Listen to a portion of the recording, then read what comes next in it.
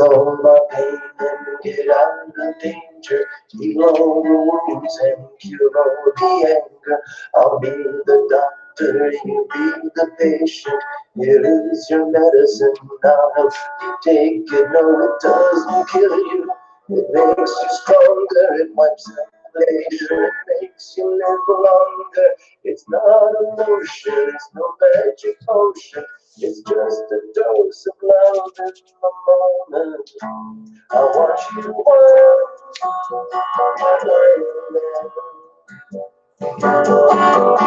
your eyes are closed and your heart is bare, perfectly still but still aware. And I'm right here because I care, because I care.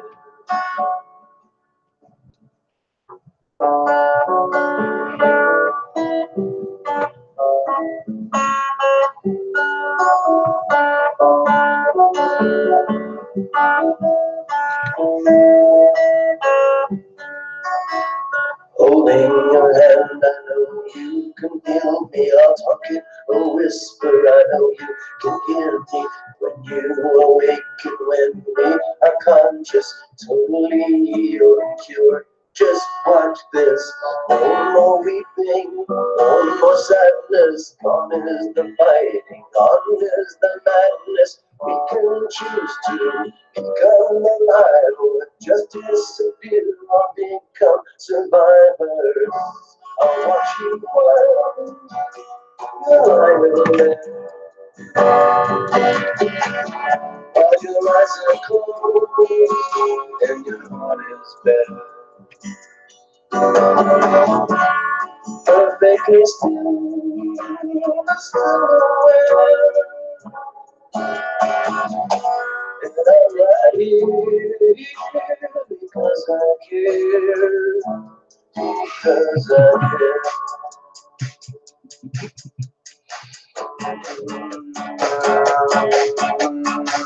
We're not gonna let you do that playing. No, no, no. We're gonna have fun. We're gonna do this right.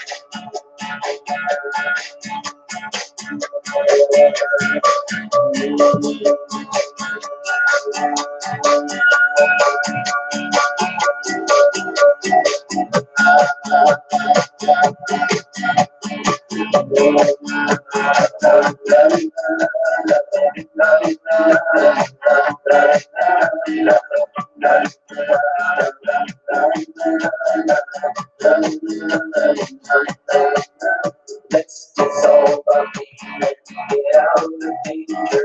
Heal all the wounds and cure all the anger. I'll be the doctor, you be the patient. Here is your medicine, I'll help you take it. No, it doesn't kill you, it makes you stronger. It wipes out the fear, it makes you live longer. It's not an ocean, it's no magic potion. It's just a dose of love in the moment. I want you right, lying there. On your eyes are closed, and your heart is there. Perfectly still,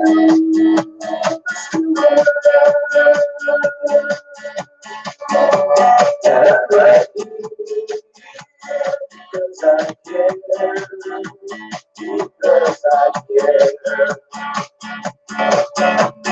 Holding your hand, I know you can feel me. I'm talking through it, but I know you can hear me. When you awaken, when we are conscious, totally healed and cured. Just watch this. No more weeping, no more sadness. Don't miss the fight, don't miss the madness. You can choose to become alive or just disappear or become survivors. I'll watch you run, lying there. La la la la la la. While your eyes are closed and your heart is dead. La la la la la la. Perfectly still.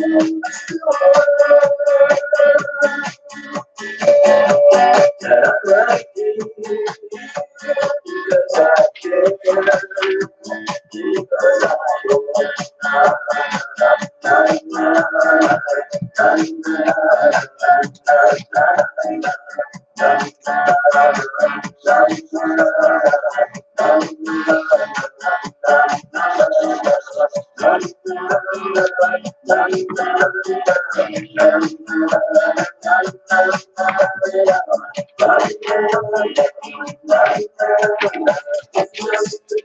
some love in the moment. I want you to wonder you're lying there. But your eyes are closed and your heart is dead. But then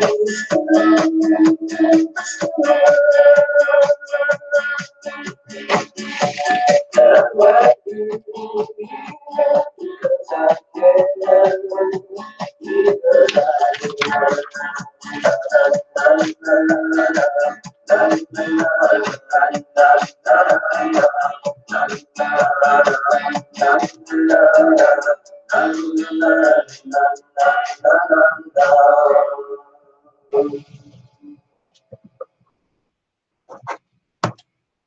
Greetings, everyone. Greetings, greetings. Heidi, Heidi, ho! Yay, here we go. Kote Monizaga. Gotcha. Wow, this is so cool. Yeah, this is so cool. You guys are freaking awesome. Miss Orientina. Okay.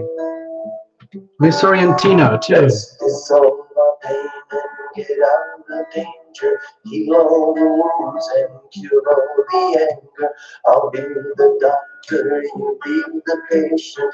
Here is your medicine, I'll help you take it. No, it doesn't kill you, it makes you stronger. It wipes out the fear, it makes you live longer.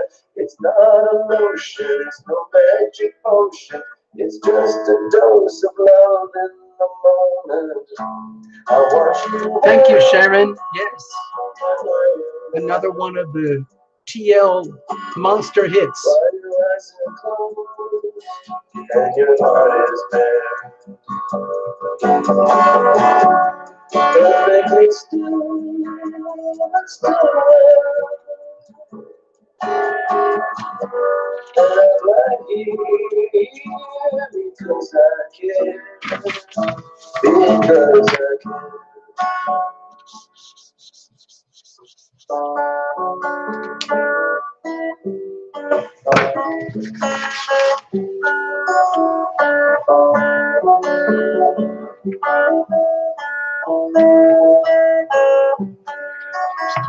Holding your hand, I know you can feel me. I'll talk in a whisper, I know you can hear me. When you awaken, when we are conscious, totally healed and cured. Just watch this. No more weeping, no more sadness. Gone is the fighting, gone is the madness. We can choose to become alive or just disappear or become survivors. I want you while you're all there. While your eyes are closed and your heart is bare. Perfectly still,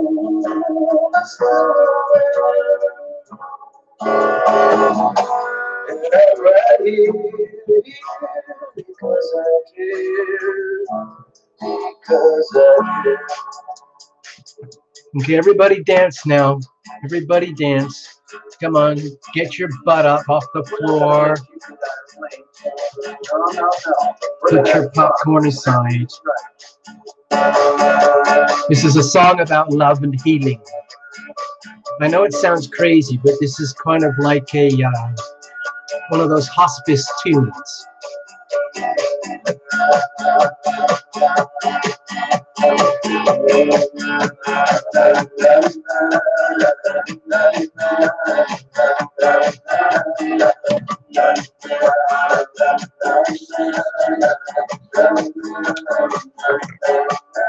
Let's dissolve our fear and get out of danger.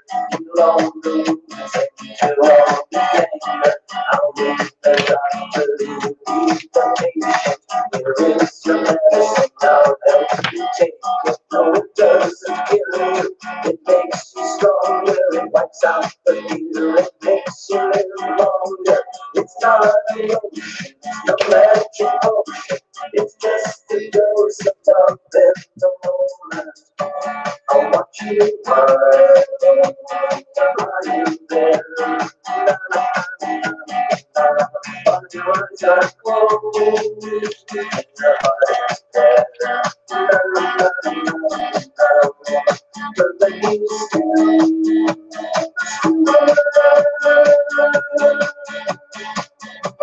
Yeah, right here. Because I care, because I care. Holding your hand, I know you can feel me. I'm talking through it, but I know you can hear me. When you awake, make me unconscious to believe you're just watch this. No more weeping, no more sadness. Don't miss the fight, don't miss the madness. You can choose to become alive or just disappear or become survivors. I want you right there. La, la, la, la, la. While your eyes are closed and your heart is there. La, la, la, la, la. But they can still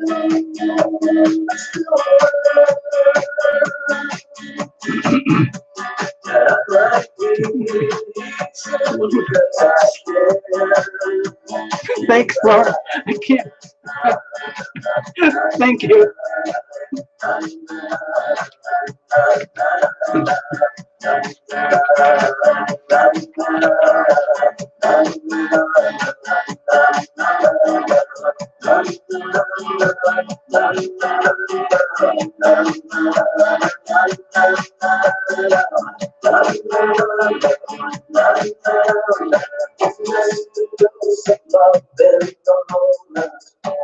I want you right, you're right there.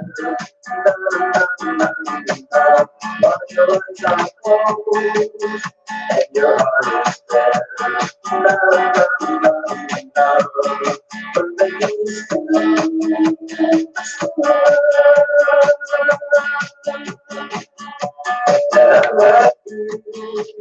because I care, because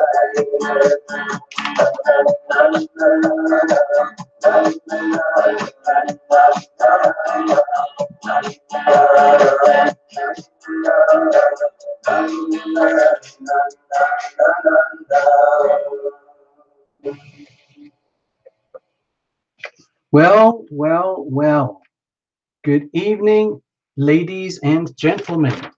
It is good to have you here tonight. Thank you so, so much. I'm sure a lot of you notice it's been a very wobbly week. Very, very, very wobbly. It's been a very wobbly week.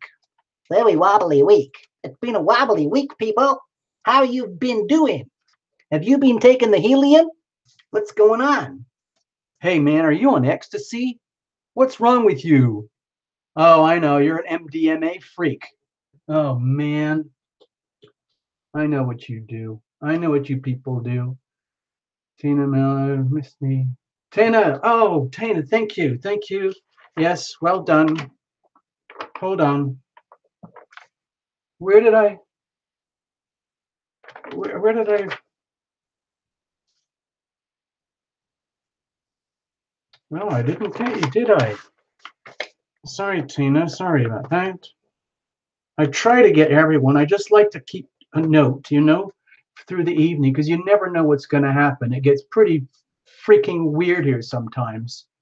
The Enlightened Child. I'm pretty sure I didn't get you earlier. Or did I? No, that name is too long. I would have known. I'm just going to put Enlightened.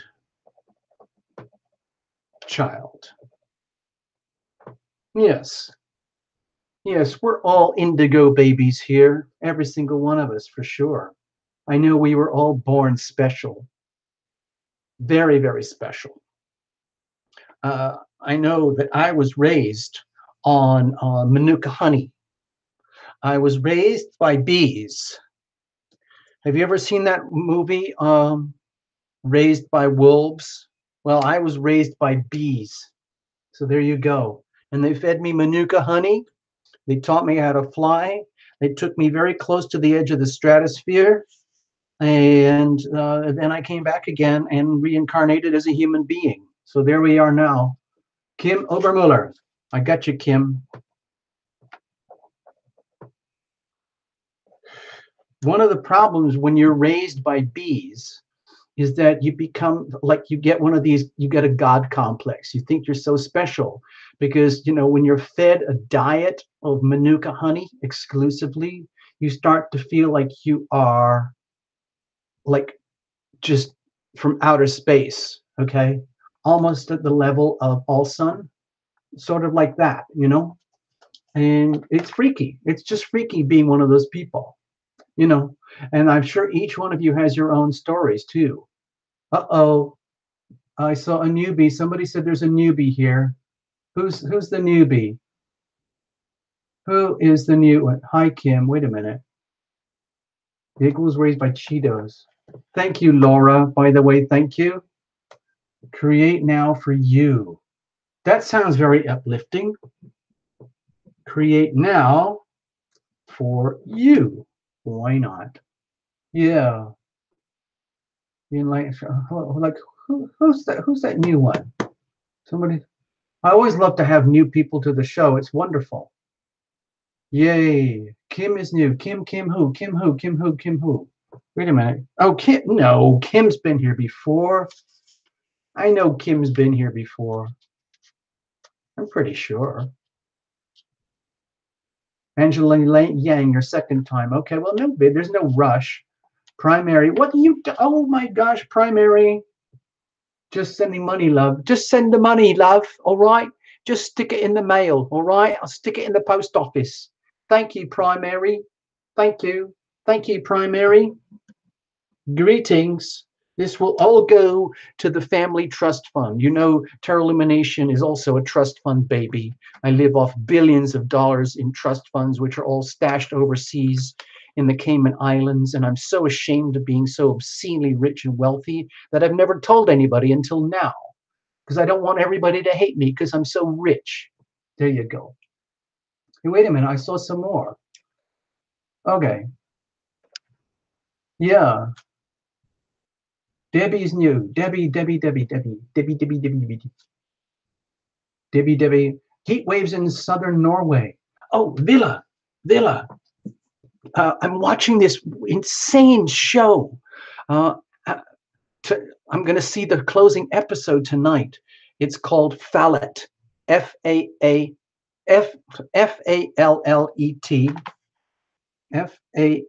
Fallet. I don't know. Have you seen that, Villa Blancs? It's on Netflix. It's called Fallet.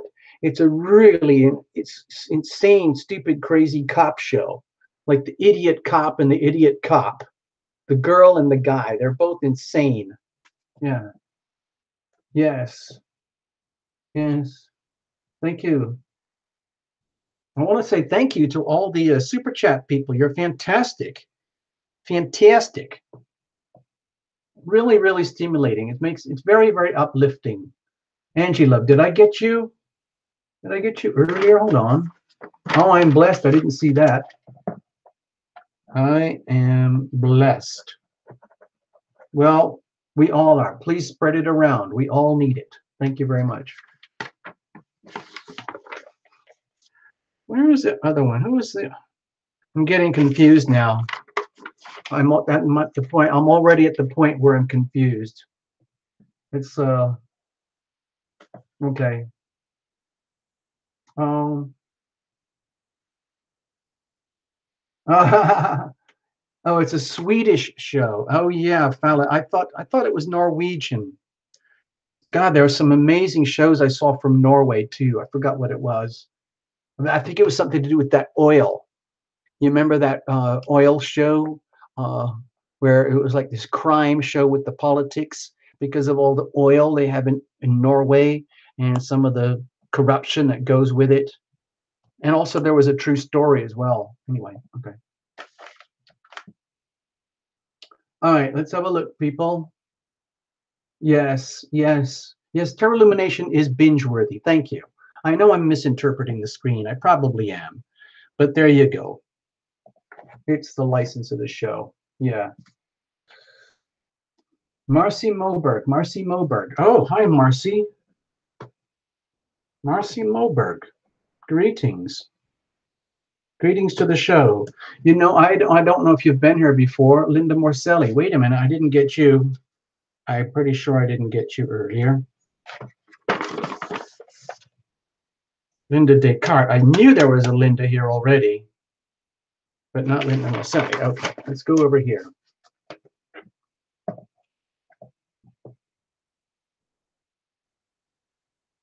You know, Terra Illumination, they're going to name, there's a new planet that they've discovered called Terra Illumination. I think they named it after Terra Illumination. I think it's crazy, man. I should charge royalties for that. Yeah. Wait a minute, I just missed somebody. I was just, hold on a minute. I just missed somebody. I was checking people in. Marcy Moberg, and then there was somebody else. Give me a moment. I missed somebody. Linda Morselli, that's it. Linda Morselli. There we go.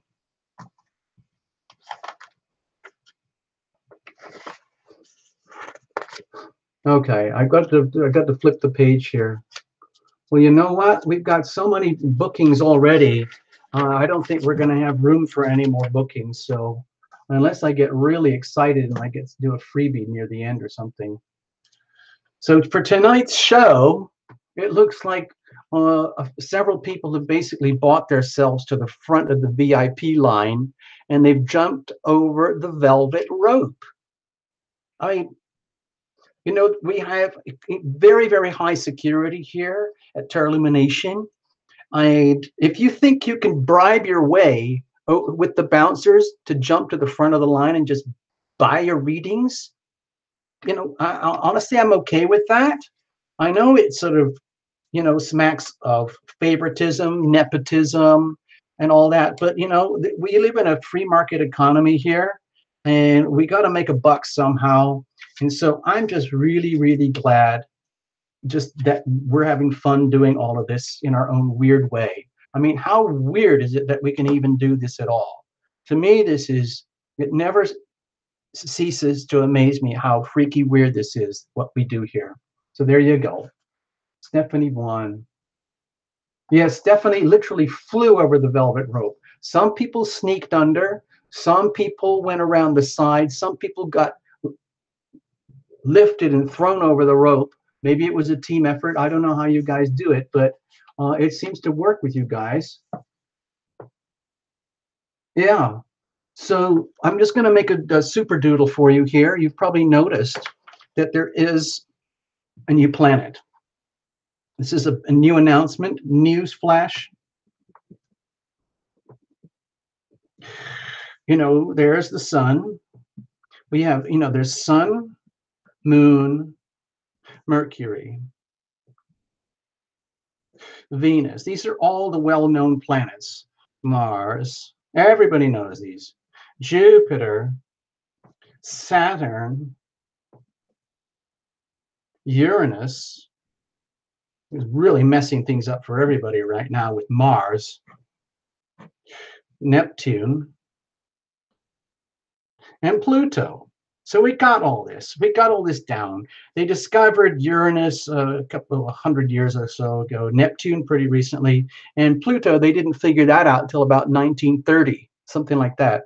So this is how new we are to being evolved. We've only known about Pluto officially for about 80 years. That's freaky. You know, it's been out there for billions of years. We only just figured it out. Now, figure in also little Chiron. And I don't know too much about all the fancy asteroids and the fixed stars and all that. Chiron kind of lives over here. in the middle to break things up. But guess what they just discovered? There's the sun, and then there's Mercury, Venus, Mars, Earth, Jupiter, Saturn, Uranus, Neptune, and Pluto. Well, guess what? They just discovered. I saw it.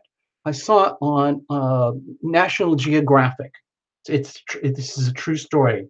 There is a new planet. It's called Tarot Lumination. Okay, and it has 7 moons, and it has a very weird orbit. It goes like this. So this new planet, they're using it as an excuse to explain everything that doesn't work, about everything that they don't understand about astrology today and the tarot today. So they're using tarot illumination as an excuse. They're blaming tarot illumination for everything that's going wrong. I think that is shocking. It's absolutely shocking. And I'm going to go on a protest march in Manhattan. And if anybody wants to join me, they're welcome. And we'll all get a badge. And I'll buy everybody a milkshake. We've got to stop this. All right. Sorry, I got a little carried away there. Yes, I'm glad you're chatting amongst yourselves. Tina Miller lives in a forest. Wow. I used to live in a forest. I used to live in a tent in a forest for 6 months because I was homeless. And I loved it. Well, sort of. I was sort of like it. Yeah, exactly. We've been here the whole time. All right, so let me just make a note. Now that we're in the mood, people, I can't resist. All Sun's building an ark. Well done. That's very, very cool. Please make sure it doesn't leak.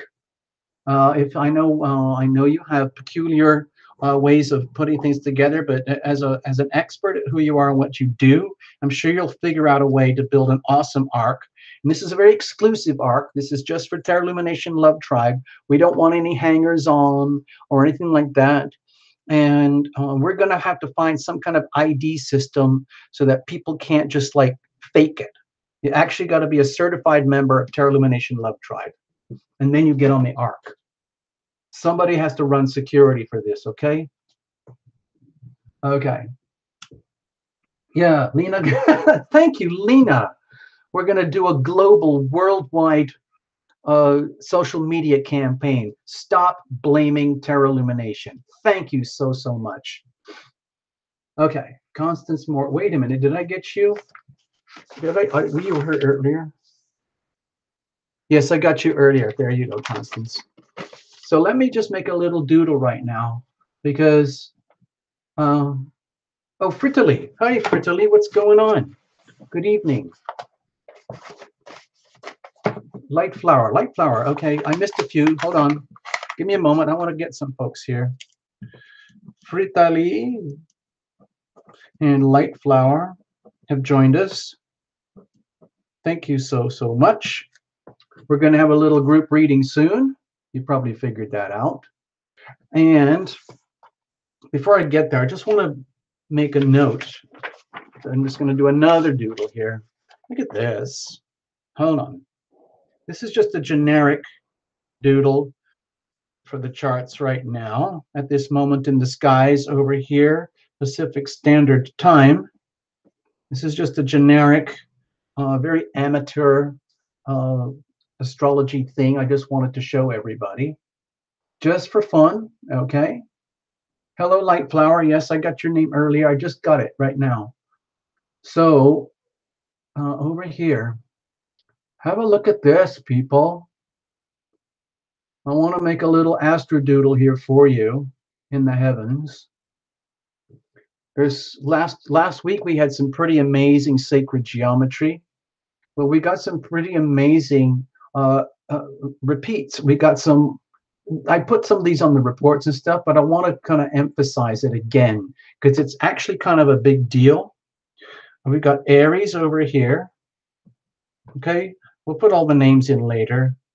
Aries, Taurus, Gemini, Cancer, Leo, Virgo, Libra over here, and we got Scorpio going on. There's Sag over there. There's your Capricorn, and Aquarius, and then Pisces. Well, it's freaky right now. It's quite stable. It's to have something this stable for so long is kind of unusual. This big fat water trine, this thing here. Oh, let me get my colors. This is here. It's been here for days, and it's going to be here for a lot of the whole month. See this thing? This is green. This ink is green, by the way. It's supposed to be happy, happy green, encouraging, like green go lights. And over here, we've got the Capricorn energy with Pluto and Saturn. So we've got this. This is going to be with us for weeks. So this is the Pisces, Cancer, Scorpio, big fat water trine. It's very nutritious, very delicious, but it could be a bit overwhelming in some ways. Like it can be, a lot of people might be feeling very, very deeply emotional or super hypersensitive right now, depending on your own astrology. Like if you're a water person or an earth person and you've got some trigger points around here, especially around the 15-degree mark, you might be really feeling super, super ultra sensitive and, inclined for dreams and all of those kind of magical things. Also, there's a bit of a reality check going on here because we got the sextiles here and here, and the opposition here. This is between Cancer and Capricorn. So this is a very strong opposition right now. And so it's an indication that whatever's going on here in this part of your chart, it's going to probably be felt through the dynamic of significant, most important relationships. And I just want to make, since we're doing this, give me a moment. Okay, and we still got this going on. This thing with Mars and Aquarius, personally, I have to tell you, people, this is really hard. This is really hard. I'm having to be honest, I'm really, really struggling with this myself personally. It's very, very volatile. And we've got, if you think about it, Mars is in Aquarius. Aquarius is ruled by Uranus. So you've got this very militant, like rebel fighter energy going on over here in direct conflict with Uranus and Aries over here. It's almost like shake up, wake up, shake up, wake up. Like people could easily just like say the wrong thing at the wrong time for the wrong reasons and seriously regret it, but it's too late. It's like a serious hair trigger. It's like being really, really trigger happy with your thoughts, your words, your automatic behaviors, and then regretting it. So just be aware of that, okay? I don't want to turn this into an astrology show, but I just wanted to there's other challenging things here. There's the really tough pressure on the North Node, okay? We got that going on. And we've got a pretty harsh square here with the Jupiter-Mars thing. But I don't want to stress it too much. This is all going to change soon, but this is just for tonight. I just wanted to make a little bit of fancy wallpaper for the show so that we have something, something to remember, So this is, we could talk about this for hours, but I don't want to get stuck in the mud here. There's so much water power here, water energy here. We could get swirling around in all the atmospherics and the psychic phenomenon, the sensitivities, the deep transformational gut things happening at the core of your soul. All of it's happening now. All right, so I got it out of my system. Yes, primary, yes. In some ways, it is like a shield. One of the things about the grand kite here is that it's very, very protective.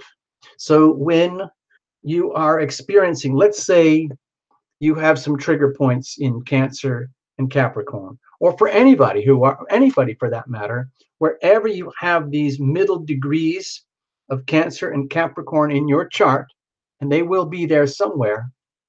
This pressure is sitting on this very, very tightly right now. And that's a lot of pressure. It's a full, hard opposition. Now, at the same time, it's heavily protected by all these very harmonious energies over here. So, what can happen is it's like we can be exposed to extremely challenging conditions and have like uh, shields of protection around us that help us to deal with it. And so it allows you to, it's almost like being immunized so that you get the chance to experience and understand things that are brutally challenging, that would cripple you otherwise. But you get through it and you learn tremendous amount from it because of the awareness. So there you go. Yeah. Okay. So yeah, I wanted to mention that, with the also with these planets here, like there's Neptune here, Jupiter here, and Venus over here. It's very, very like yin, feminine energy. So, it could be bringing out the artist in you, the mystic in you, the sensitive in you, all these deeply buried, like mushy, very feminine soul type energies, and you just have to deal with it. Some people might not enjoy this at all, even though it's very, very luscious and very supportive. It can be disruptive if you're used to being very like three-dimensional, very orderly, very cerebral, very mechanistic, all those kind of things. So there you go. I have my little chance to blabber. Now let's do something. You know what we're going to be doing soon? We're going to be pulling out the cards and we're going to do a super fun, super fun group reading for Tarot Illumination Love Tribe. So beautifully christened by Abby. Maybe Abby's watching somewhere tonight. I don't know. So anyway, let's just go for it, people. Let's just go for it. This is shared energy. This is for all of us, okay?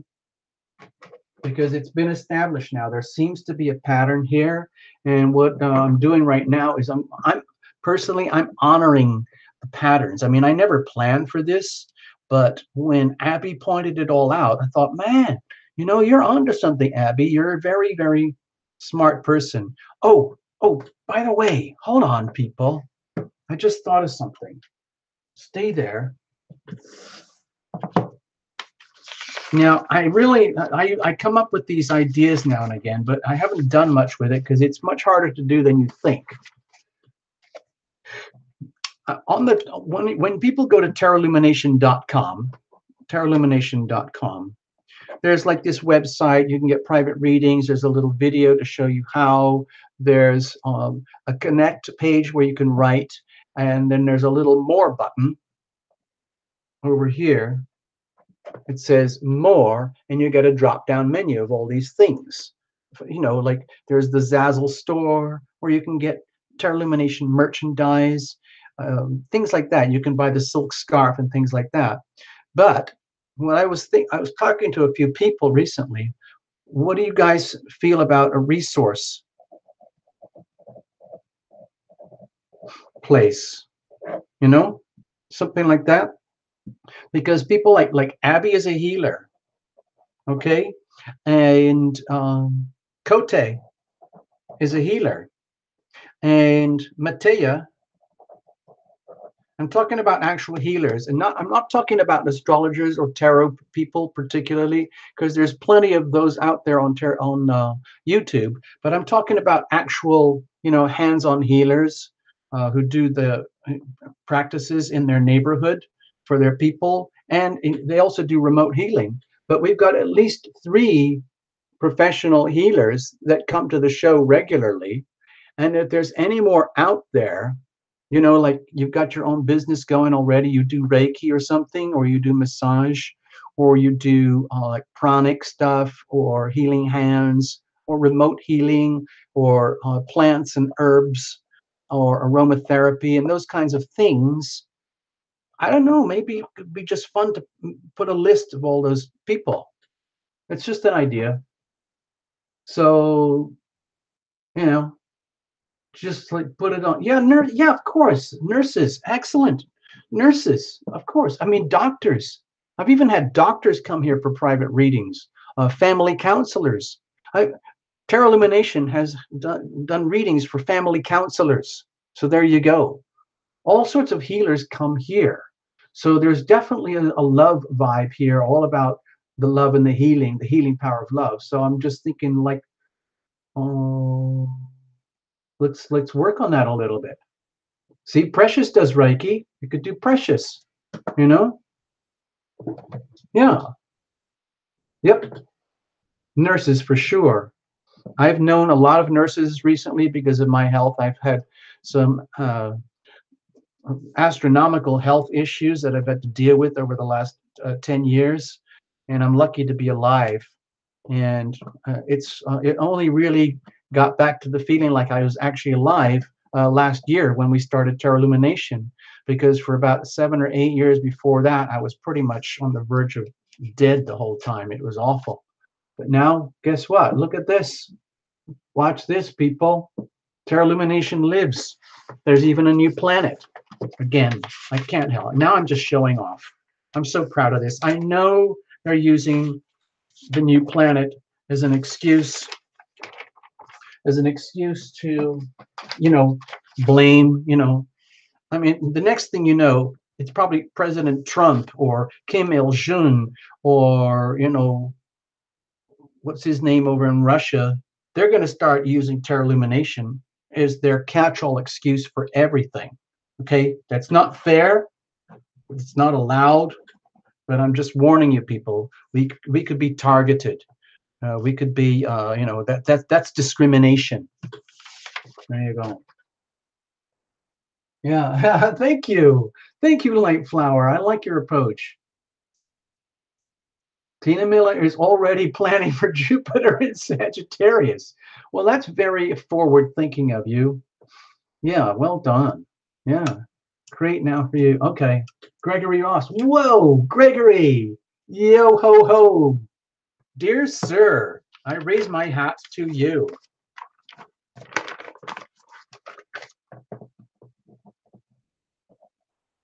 Gregory Ross. Good evening, Gregory. Thank you so much for dropping in. Okay. All right, let's have a look, people. I think I've done enough damage already. Let's have a look. It's time to actually do something serious here, something important. So there we are. It's fantastic. I think this is one of my favorite nights of the week. I love hanging out with you guys. It's kind of like a party, and it feels different every week. Like right now, it feels very much more like an indoor thing than a campfire. It feels much more like one of those office parties where there's lots of silly things going on and people hanging out in their own little niches and, you know, forming their own little cliques and doing what they do. And that's fine. It's fun. It's super, super, super, super fun. And the, you know, we have digital free booze, digital free food, popcorn, hot dogs, even gourmet fancy stuff if you want to. I know I have a tendency to take it to the basics, hot dogs and popcorn and beer. But honestly, if you wanted to, there's nothing to stop you fantasizing, do your own creative visualization, and we'll turn this into a very upscale artisanal show tonight. Okay, non-GMO. Okay, this is totally organic, homegrown. Everything is super, super upscale, deli quality, artisanal, made from scratch, small batches by hand.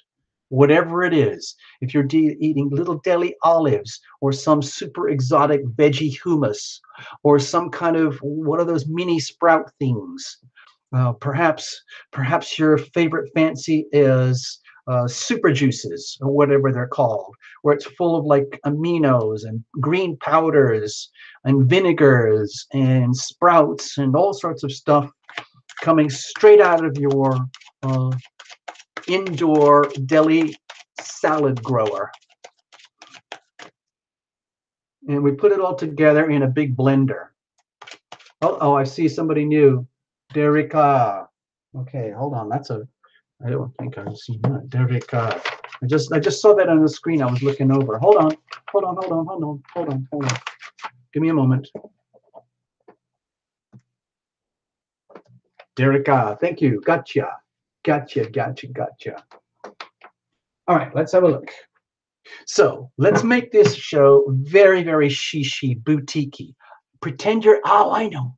Pretend you're in an art gallery, okay? And everyone is very, very shishi. We're all very upscale. We're all in our most, let's say, it doesn't have to be black tie, but definitely like cocktail dresses for the ladies and very, very suave, sophisticated, upscale wardrobe for the gentlemen tonight, for sure. I think that would be in order.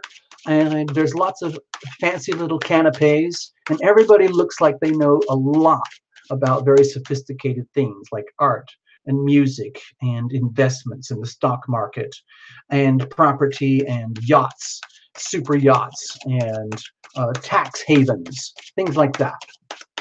Okay, there we go.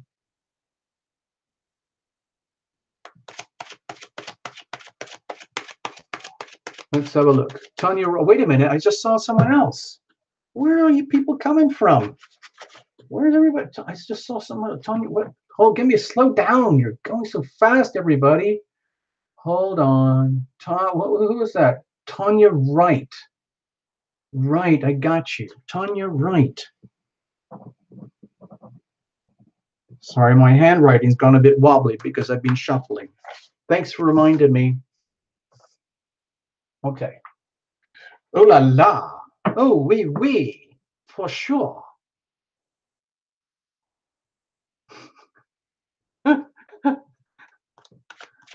Oh, wait a minute. I got another one. Mildred Lewis. Hold on. Slow down. Mildred Lewis. Mildred Lewis. Good evening. Good evening. Did I get Karen Kaiser? I got you, didn't I? Wait a minute. I don't think I did. Wait a minute. Karen, see, I remember there's Karen Lucent. I know there's two Lindas here tonight.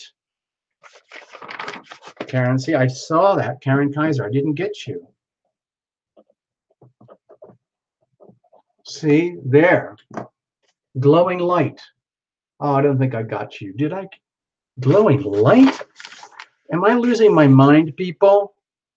Am I losing my mind? Oh, I think I have. Oh my gosh, glowing light. You're an orb, aren't you? Glowing light. Light. Oh my gosh, you're an orb. You know, guess what? I don't know if she's here tonight. Path Traveler. I'm going to put her name on the list just in case she shows up. I hope she doesn't mind. I'm going to tell a story, but I won't reveal anything. So guess what? I received a letter just the other day, and there was an image attached, and it said, "What do you think of this? Orbs or spirits?" And I looked closely, and I felt spirits, even though it's much easier to say it's an orb. The reason I'm okay with these things is because in my life, I've encountered these kind of things, you know, with mediumship and doing psychic readings for things like that. And Tarot Illumination used to work this was my day job for a while in Hollywood. I used to work as a consultant for psychic mediums on a psychic medium TV show. So there you go. That's how weird it gets. And there's so much stuff that happens beyond the veil. People, I'm just letting you know, you don't want to mess with that stuff when it gets to the shadow side. Seriously. But there is a lot of beautiful, benevolent energy out there too. And when I saw the image, it was very clear. There was a tree in the background and some lights. And it would be very easy for the skeptic to say, "Oh, it's just stupid. It's just some kind of smartphone camera lens freak problem. Don't worry about it, man. But you can see how this orb thing is kind of float. You know, I'm going to make another doodle. There's no way out of it. I can't stop now. Sorry, people. I'm sorry. I have to. I have to jump on this. I can't resist. All right. So there, I'm just going to make a little picture over here. And this is a Terra Lumination doodle. So there was a tree in the background like this, and it had some light coming through it and everything. But outside and around it, off to the left of the tree, was this massive orb, spiritual thing. So, hold on, I have to make it blue. So this orb was kind of like blue. Okay, like this. And it had circles in here, and then more of these. And then it had some like yellow in it as well. It's sort of like yellow. It had this kind of look. And swirls in here. And you get to the point, it got to the point where you could sort of see the tree in the background, but it didn't really matter. What you would actually see in the image was this. And so we talked about this for a while, and I gave my opinion. See, can you see? There's the tree. I don't want to fill it in. I just want to make the spirit the most important thing. So there was this thing in the photograph, and it looked very, very beautiful. And you have to think, like, what the bleep was that? And she told me a story that she thinks it might be the person who built the house in which she is living, because apparently he was a very nice man, and she's always felt that there was a presence in the house.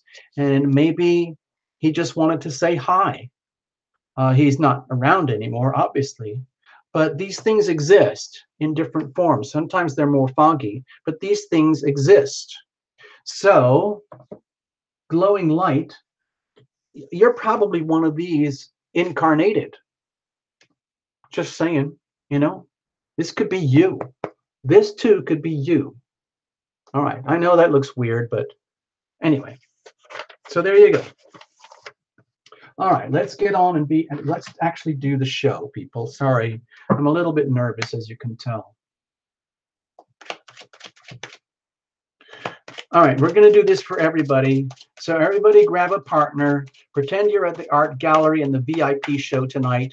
You've got your fancy little canopies in your hands and your champagne and very fancy cocktails, and we're very upscale tonight, but still we're going to have fun and dance around in circles.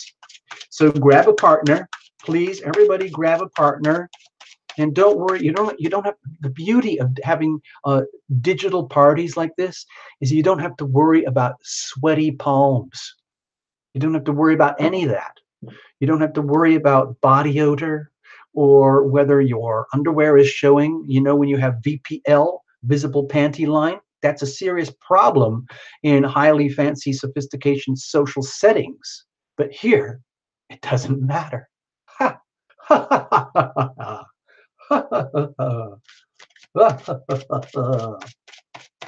Yeah, yeah.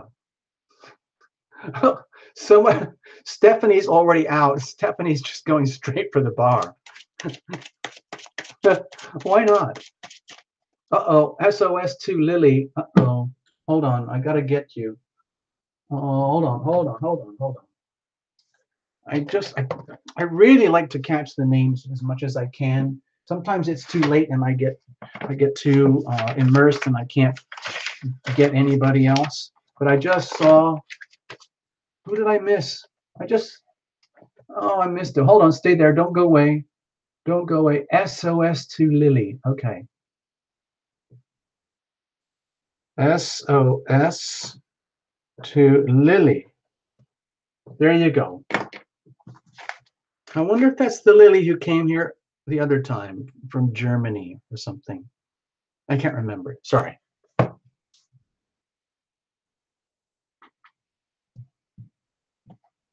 All right, before we start dancing, people, we're going to do something very, very serious, and then we can blow off some steam, okay? So, as you know, we're kind of going through all these gyrations of the planets right now. If you watched any of the reports, my personal opinion is that there's a lot of activity. I think of it as big wave surfing. I think of beautiful monster waves happening right now, simultaneously just under the surface, very treacherous, very challenging riptides and undertow. So be very, very careful. It's very easy to get hurt in these conditions. It's also very easy to hurt other people in these conditions, even though we have the big fat water trine and this big Cancer Capricorn opposition to create the wonderful kite. There you go, like a shield. Wait a minute. Who's Gerardo? Is Gerardo here? Oh, Gerardo, greetings. Greetings, greetings. Oh, I can't spell. Gerardo. Greetings, Gerardo. Gerardo has his own space station in Patagonia, and they're planning to launch rockets right now. As far as I'm concerned, All Sun, you guys need to hook up. All Sun and Gerardo, you probably have a lot in common regarding outer space and extraterrestrials and creating your own healing modalities that go above and beyond the stratosphere. So I was just thought I would have mentioned that.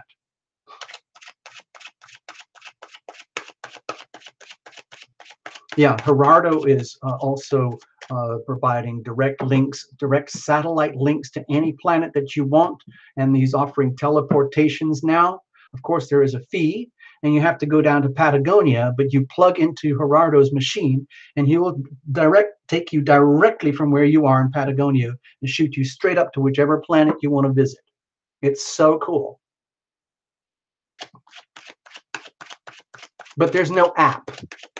I'm sorry, there's no app for it. You can't do this through your smartphone or your tablet. You actually have to go to Patagonia.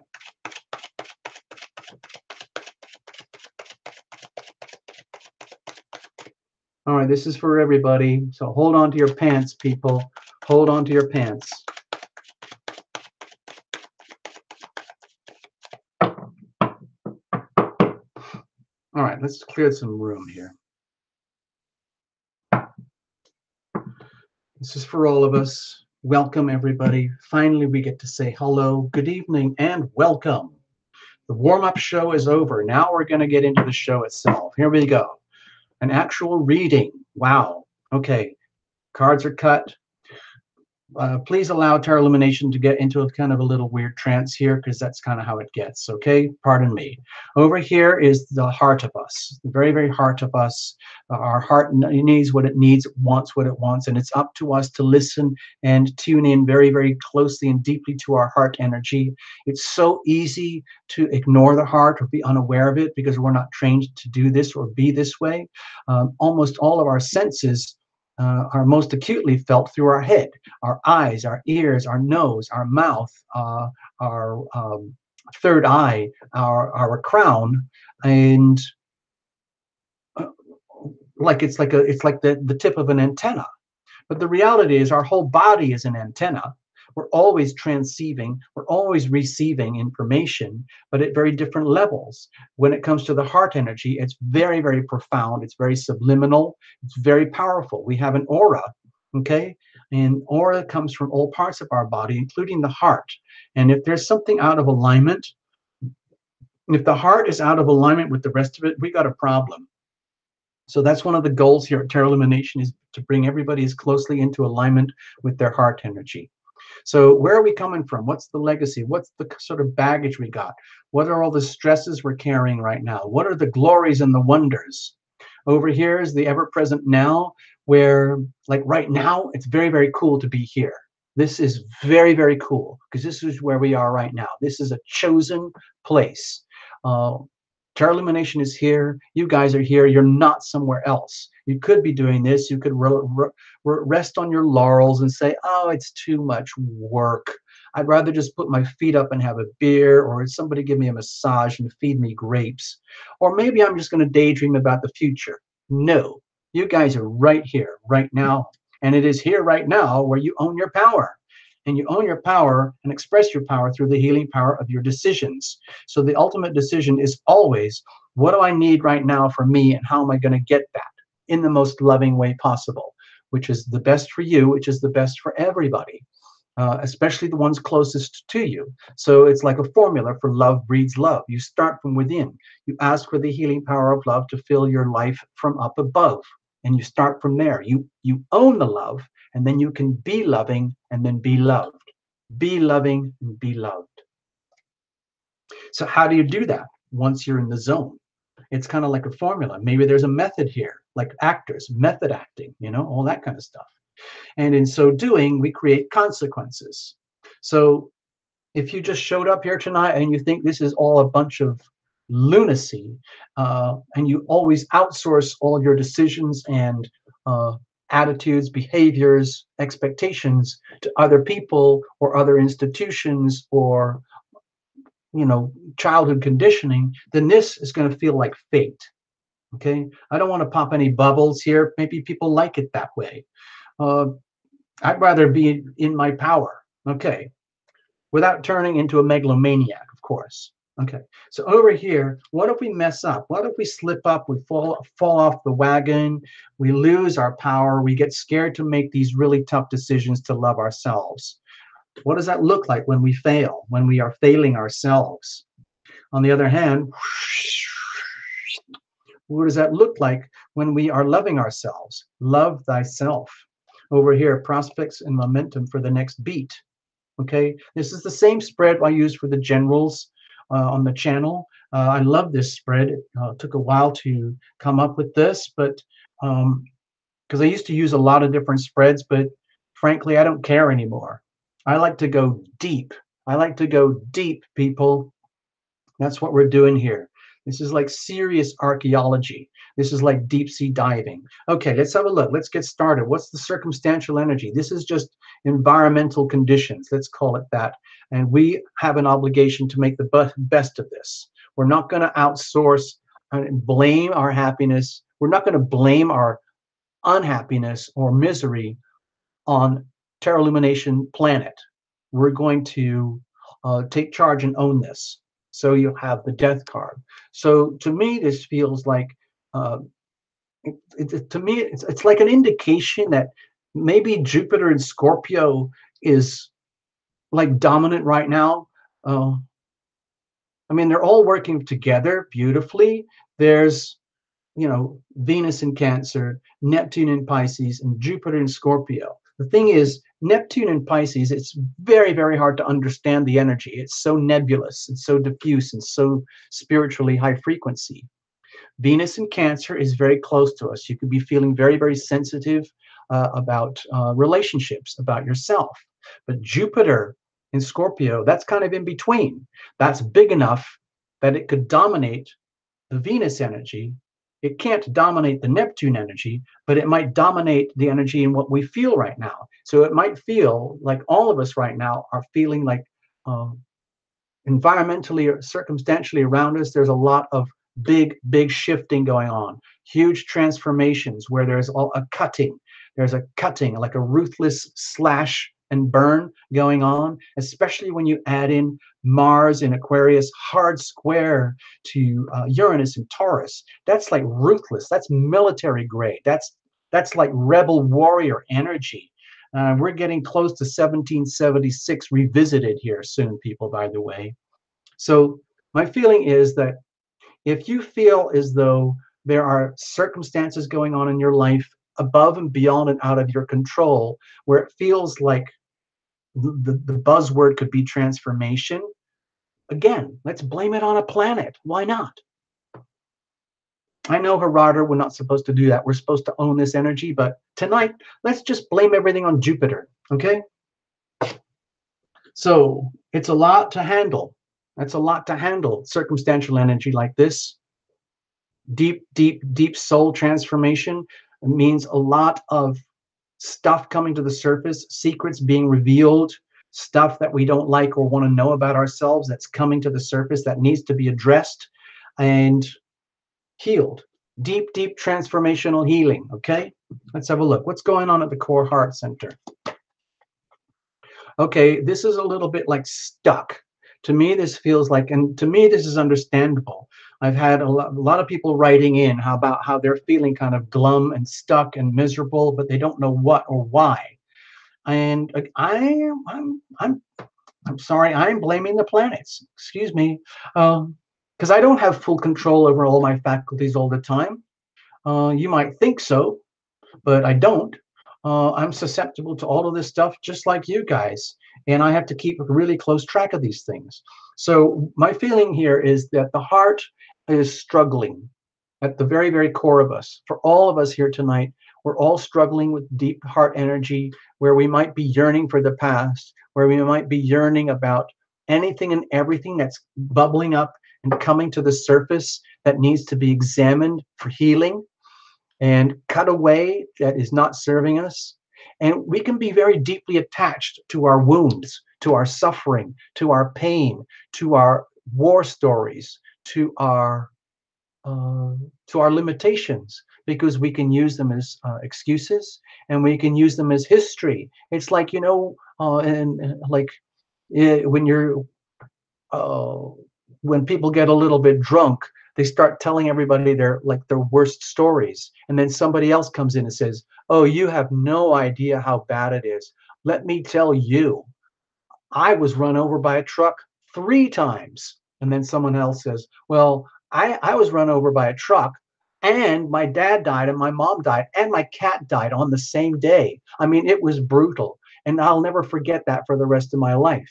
And you keep telling the same stories over and over and over again because they're still lingering inside you, like echo, echo, echo, echo. If only I'd done this, if could have done that, it should have done that. And then the thing is, whenever I see the little Four of Cups, I keep getting the temptation like, people, please wake up. Wake up. The love is still there right now. But to me, this feels very, very much to do with the big water trine, Neptune, Venus, and Jupiter. And we're just going to say that we're all kind of swirling around at the moment, dealing with that very, very soft, mushy, emotional, very, very sensitive, very powerful feminine energy right now. Doesn't matter whether you're a guy or a woman here. It's just, it gets to the very core of us, to the point where we might not be aware of the love that's really here. So all I'm suggesting here is energy flows where attention goes. Maybe it's time for us to wake up, or maybe it's okay for us to wallow in our suffering for a little while. Uh, I don't want to say just yet, but for sure, the heart is distracted and leaning on the past and all the softness and all the wounds that are being touched and triggered right now. Let's see, what are we bringing in with us? Okay, well, to me, this is very good news. With the chariot here, this is an indication that everyone here tonight is like dedicated, has a purpose, has a mission, and a sense of desire to own this stuff, to let this stuff happen, no matter how traumatic, no matter how disruptive, no matter how transformational, because ultimately here at Terra Illumination, we know it is about love and healing. It's all about the healing power of love. And the way that happens most is you invite it into your life and body from up above. And then when you have it and you own it, then you can take charge. And then the big decision is, well, what am I going to do with all of that now? Once you own that, it's like getting all primed up, ready for a massive road trip in a journey, like a new epic journey unfolding in front of you. And you've got the minivan loaded, or you've got your hiking gear, you've got your expedition kit all loaded up in the back, ready to go. You know all of your strength and your powers and gifts and talents, and you're perfectly aware of all the limitations.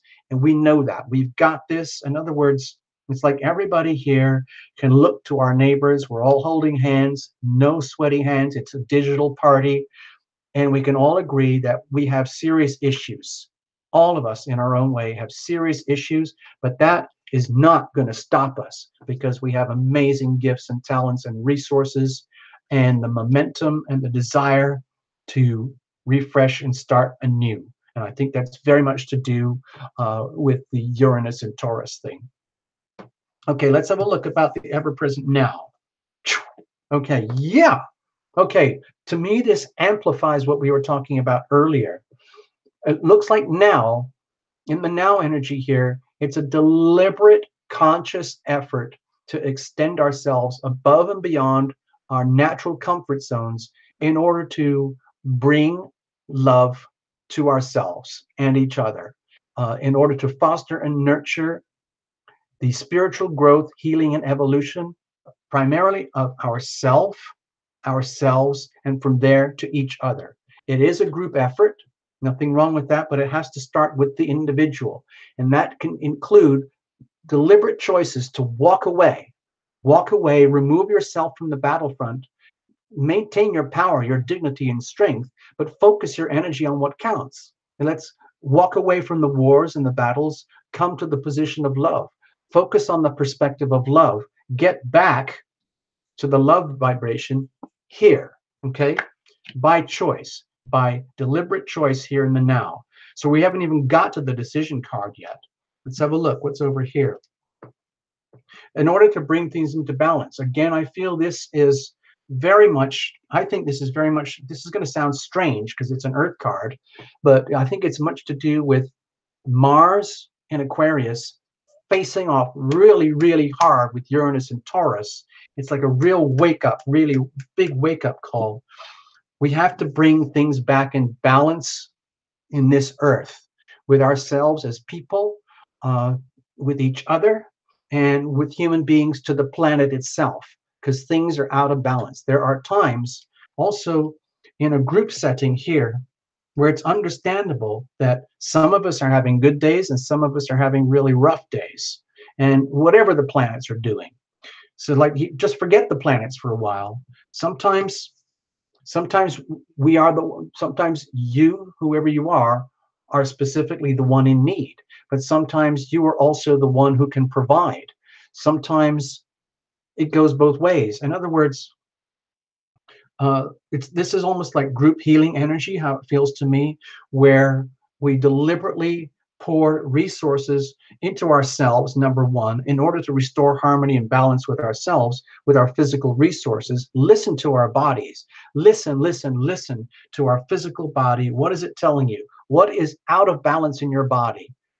Are you getting enough sleep? Do you have dark circles under your eyes? Are you carrying a lot of deep pain and sorrow and regret that needs to be addressed, but instead you're drowning it with your favorite booze? Have you turned into an ecstasy pothead maniac, or whatever it is you're doing? Are you trying to like go super ultra yoga zen and blast it all out of you by forcing like spiritual healing? That doesn't work either. That's another way of just pushing things aside. We're talking about genuine, heartfelt connection to the self. Listen closely. It's almost like, poor you, poor me, poor me. Tell me, what is it that really, really hurts? We need to know what it is. We need to purge this. We need to bring it up to the surface. This is the opportunity. This is circumstances right now. We might as well take advantage of that. And then we're going to apply the healing power of love. But it really, really helps to have a reason. It helps to have a diagnosis, like what exactly is out of balance. Like when I've had certain life-threatening diseases and I've been on my deathbed quite a few times, when nobody could figure out what's going on, as soon as I know what the diagnosis is, within seconds, literally within seconds, my body goes into like cathartic self-healing. It's freaky. It's very hard to describe. Uh, Maybe you'll have to write about this one day. But that's what I'm talking about here. Get very closely down to earth with your body and start to listen carefully and bring things back into balance. Love yourself first. Apply the kindness and generosity to yourself first, okay?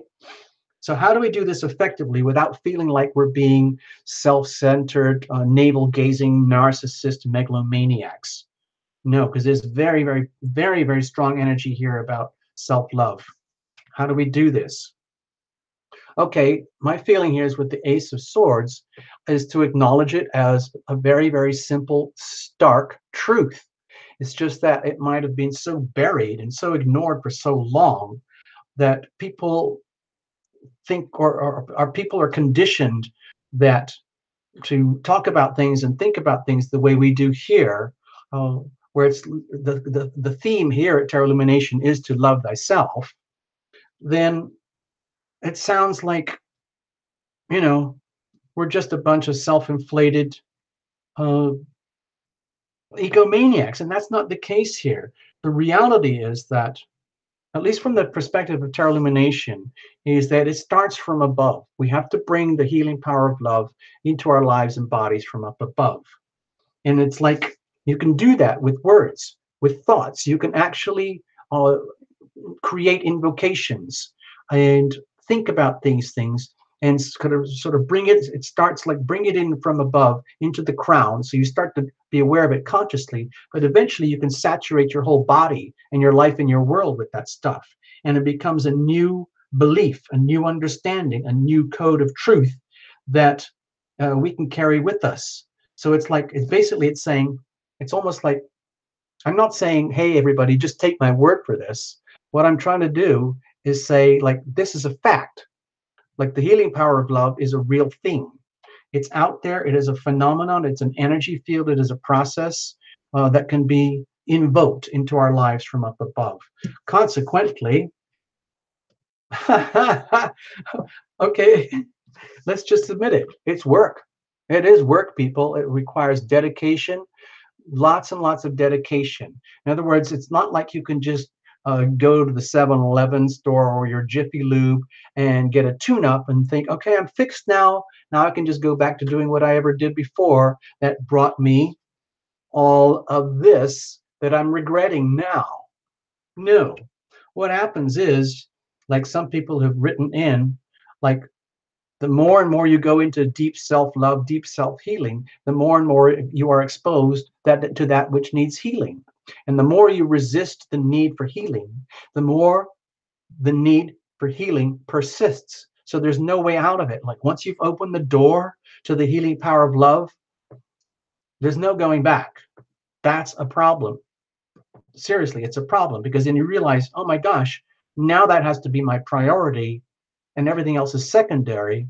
And it's such a difficult thing to do for a lot of people, to put oneself first, to love thyself and devote resources specifically to loving thyself as a truth, as a fact, as a law.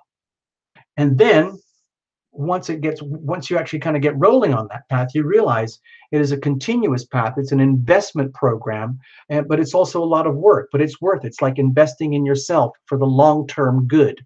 And it's like the evidence of love. These are like, if you think of these like tokens of love, this is like evidence of love piling up. Like the more and more you enact this kind of behavior, these kind of actions, these kind of attitudes, new perceptions, the more and better that it works for you. It just might be weird and new if you're not used to it. So what happens if we're messing up and we just can't handle it? It's just too much work. It's just too bizarre, too weird, too new. Can't handle it. I'd rather just wallow in my own misery and blame anything else that goes wrong on the planets. Okay. I think what happens is we totally lose our ability to connect with ourselves and our loved ones, because you can't relate in a healthy way with your loved ones unless you're very loving towards yourself. My feeling is that this little card here, the Lovers, is very, somehow or other, magically, hold on, I gotta go back to this thing here, give me a moment, magically aligned with this. Do you see this thing here? This squiggle and this squiggle? This is Capricorn, this is Cancer. There's a big, big opposition right here, right now. Venus is down here, the planet of love. Venus in Cancer, very, very sensitive about love issues. And over here, there's Pluto and Saturn in Capricorn right now. And these are very serious, heavy energies saying we need a very deep, serious reality check on what exactly are we doing in our most significant, most loving relationships here. We need we need like truth, we need facts, we need honesty, we need uh, reality, physical reality. What does that look like now? Now, this might be very unpleasant, what you're discovering, but you've got this shield here, and my feeling is that the shield will protect you. Just like all of us here tonight, we have, I think of us as having angelic guidance, angelic protection, um, like guardian angels. And when we have that, and we own, when we mess up on this, when we refuse to love ourselves, when we neglect to do this, and we just kind of wander off on autopilot and our conditioning, then we kind of lose it in our ability to relate, and we lose all our decision making faculties. We basically dump all our problems onto autopilot, and whatever goes wrong is it's fate, or it's somebody or something else. It wasn't us. But when you realize that this is a formula, it puts you in a position where you can effectively make very, very tough decisions. The very, very, very toughest decision of all, to love thyself. One of the toughest things to do in life is to love thyself. And it requires constant diligence and vigilance when it comes to making these very, very important decisions, because that's how we get to love others, our significant others. So if we can do this with ourselves primarily, then we can propagate this to others. And then this feeds on itself. This beautiful, beautiful energy here can feed on itself. Okay? Now, what's the momentum here? There's got to be a problem. Oh, okay. Well, my feeling here with the Hierophant is that the momentum of this thing, remember, think of this as a heart, okay? Pretend it has an aura, like woo, woo, woo, like that orb thing. You know, remember that little doodle we made earlier? Where's that orb thing? This thing. Remember this little orb picture we saw? That's, in a way, you could call it like an aura. It was very yellow, gold, silver, and light blue, and turquoise. It's very, very beautiful in its own way. And it has supreme order to it. It's very, very balanced, and it has order to it. And I think order is very important. So when I see the Hierophant here, it looks to me like once you kind of get into the groove of this and you see it as a formula, you kind of go, oh, so it is a formula. It's like, you know, like getting a long-term investment program, and you take a certain amount of your energy every day and you dedicate it specifically to you, not the kids, not the school, not your job, not your career, not all your internets and your tablets and distractions and the drugs and the food, everything that's taking you away from loving thyself in a very pure private moment. And then what happens when you're in that moment is where we become aware of like the new codes that are being written inside us, like new downloads that are happening. Okay, think of this as the ripping open of the doorway, of the portals, of the wounds that need to be opened so that the healing can occur. And then as the healing occurs, what happens is all the pus and spiritual goop and psychic vomit that all comes out, it oozes out, it's gone, and then we replace it with new code. It's just like a computer. You know, you basically, you do like a complete factory reboot, reset, and then you download all the new programs, the new upgraded systems and softwares and everything that works to keep us going at the next level. This is basically next level healing in practice. That's how I look at this little reading. Okay? So I hope you liked this story, everybody. I'm going to leave it at that for now. It's time to dance. Okay? Okay. So, okay, you can loosen off your bow ties and neckties, gentlemen. And ladies, it's time to shake it. Here we go. Let's have a little fun. All right, let's just do this. Let's just do this. Have silly fun here.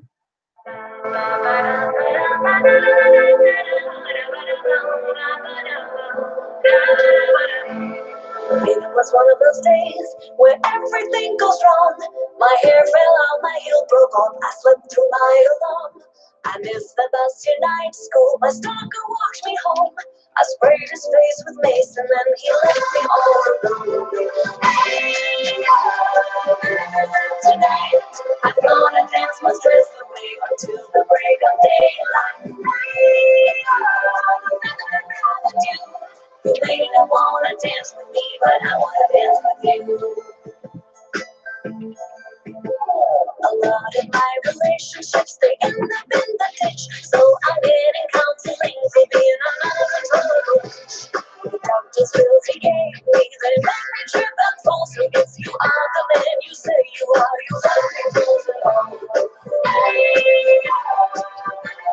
Tonight, I'm gonna dance my stress away until the break of daylight. You may not wanna dance with me, but I wanna dance with you. Fashions and manicures, the free products, the shirts, the pants, the bags, the fancy racks, the empty substitution. What I really need is a man who throws me on your shoulder, takes me naked in the ocean, let me when I'm home. Tonight, I'm gonna dance my stress away until the break of daylight. You may not wanna dance with me, but I wanna dance with you.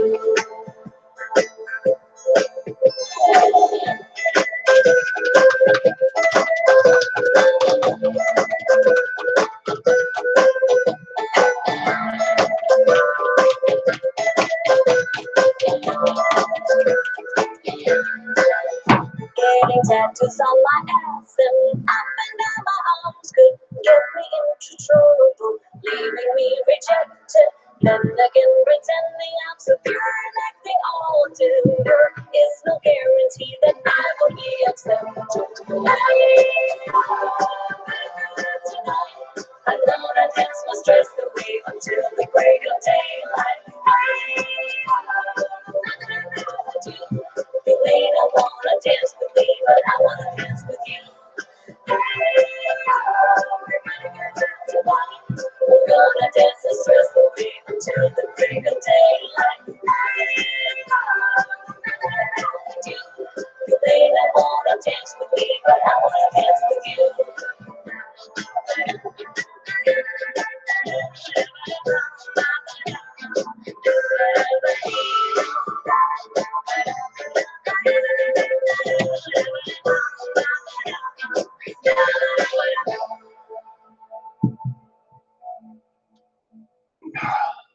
Jeepers, man. Wow. Well, I hope you got your game on there, people. I hope you hold on. It's going to start again if I'm not careful. Oops, hold on. Okay, let's get back to the groove here. Okay, thank you. Thank you so much. All right. Okay, so ha ha ha ha ha ha ha ha ha ha.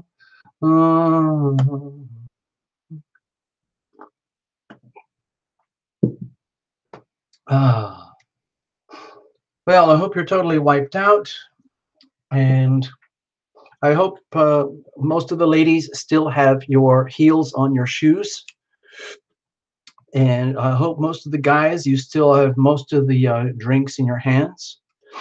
And if you have to loosen your collar, that's okay too. You know, on the really classy VIP high-end events like this, as you know, when you're especially if you're coming in very high-end like cocktail dresses and black tie and all that, you know you've had a really good party when you had to take the jackets off, you know, and you loosen your belt and you've got a few stains on your shirts and your dresses. Then you know you've had a lot of fun.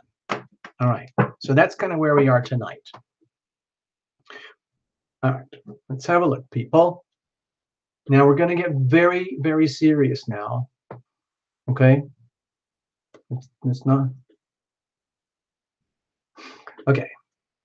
Let's put this over here, and we are going to do a little mini reading. Yay! Acqua di amore. It looks like the waters of love. That's how I would read that if I knew how to speak the language. I would say acqua di amore, waters of love. Maybe it's like a magical place somewhere. Laura is offering foot rubs. How kind. Very, very nice. Yes. Yes. Oh, that's a good idea. Of course, like with really cool dancing, yeah, like you actually kick your shoes off completely and forget about all morality. I mean, just throw morality out the window. Acqua di amore. Let's go for it, okay? It's going to be simple, short, and sweet. Don't worry. And I hope I hope I don't hurt your feelings or anything. Angela Yang, yes, and your makeup is everywhere. In case you were crying your eyes out or something, or maybe you were smooching with somebody, or maybe it could have been anything. Okay, here we go. The cards were already well shuffled. I did a lot of shuffling while you guys were dancing. Okay, I'll just finish it off so you guys are a witness. All right, here we go. All right, that's enough. Enough is enough. Acqua di amore. This is it. Now please don't say anything. You don't have to say anything. Just enjoy the show, and we'll pull it up, and you'll get a little story. And if it sounds like complete nonsense to you in your life, then it might be that the heavens are using you as an instrument, as a portal to get to someone else who's here at the show tonight, who may need that reading even more than you. It does happen. So here we go. What's the situation? What's the challenge? And how are we going to handle this? Now let's have a look at the weather, circumstantial, evidential stuff. It's out there. And just think of it like watching the Weather Channel. What are you going to do with this? Okay, Three of Cups. Well, you're in the right place at the right time for the right reason with the right people. Hanging out with Terra Lumination Love Tribe and all your buddies here. This is the perfect thing. It's very much the time for you, Acqua di Amore, to raise your glass and make a toast to everyone who's here with you tonight and say, hello, thank you, everyone.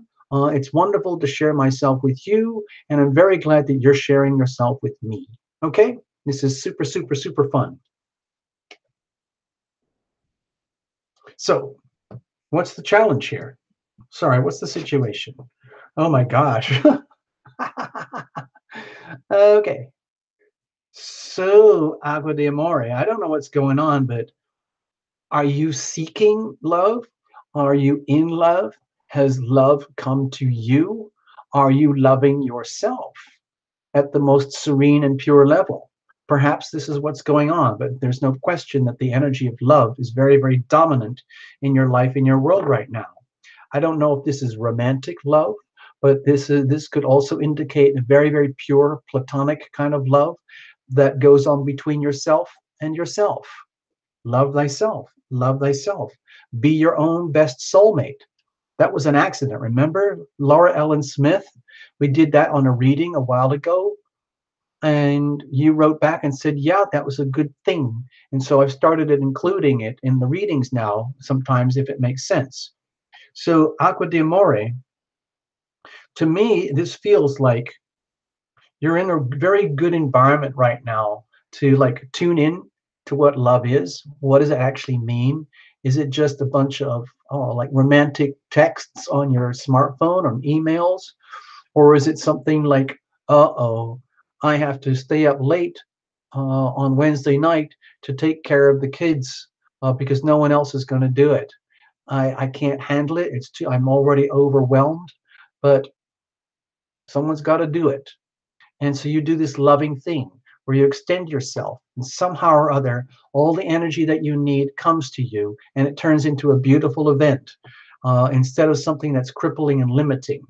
So all I'm suggesting here is with the little Two of Cups is that the energy of love thyself is very prominent right now. And if this does include a significant other, and it's happening at these kind of frequencies where it's very pure and at the early days and perhaps innocent, almost at the level of soulmate, that's kind of sweet too. And that, if this does include someone else, that probably wouldn't happen at these kind of frequencies unless you were kind of already a very loving person yourself in your own way, um, or you were raised in a very loving way, or you have learned already how to be very loving in very simple, pure ways, without even having to explain it. Maybe there's a lot that you could teach us. What's the challenge here? Oh my God, what is going on with you? Agua de Amore. There's heavy, heavy duty emphasis here on cups. Oh, maybe there's an indication of like, I don't know whether it's to do with love and family, whether there's some grave doubt about a certain love dynamic or a certain love situation. Is it for real? Is it for not? Is it not for real? Is it something very tragic that has just happened regarding a very deeply loving relationship, or for yourself or someone like that? Um, where, when you have the Ten of Cups here in a challenge position, that makes me very uncomfortable. Makes me feel like the whole energy of a loving family is deeply threatened or deeply challenged or deeply in question. So that's a problem. I don't know what that means. Maybe there's an issue with fertility. Maybe there's an issue with kids or spouses or potential boyfriends or girlfriends or whatever it might be, where the actual chance of actually having a loving, happy home and being able to share the love that you have the capacity to do and the desire to do, that becomes deeply in question. So I feel this is very much aligned with the big fat water trine right now tonight, the Pisces, Scorpio, Cancer thing. It's a lot of water energy, a lot of love energy. It's almost overwhelming. It's almost like you could drown in this stuff if you're not careful, especially if there's something tragic going on in the background. How do you deal with this? Okay, my feeling here with the Five of Wands, Aqua de Amore, is that however challenging this might be for you, you don't even have to tell us on the screen if it's private or if it's difficult or if it's awkward. Whatever that might be, the way to handle it is treat it as an opportunity for you to have the best of yourself brought forward. In other words, all your passion, drives, and skills and talents will be brought into play into how you're going to deal with this, because this is a very beautiful card to have here in the situation. This is very delicious environmental energy here, but for a Ten of Cups over here in a challenge situation, that makes me very, very concerned. So my feeling is that if there is a very serious problem in love or in love life, or in, I'm not just saying like romance, but with love in general, are you loving enough? Are you receiving enough love? Are you giving enough love? Is it in balance? Is there a sense of home and family that is in deep jeopardy right now? Whatever it is, please figure out, or please understand that sometimes these trials bring out the best in us. Okay. Again, I want to go back to this little astro doodle here.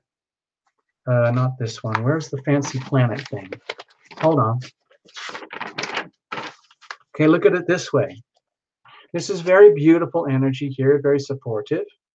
This is very, very challenging. So it might be that you're dealing with something very challenging in an environment of something that's very delicious.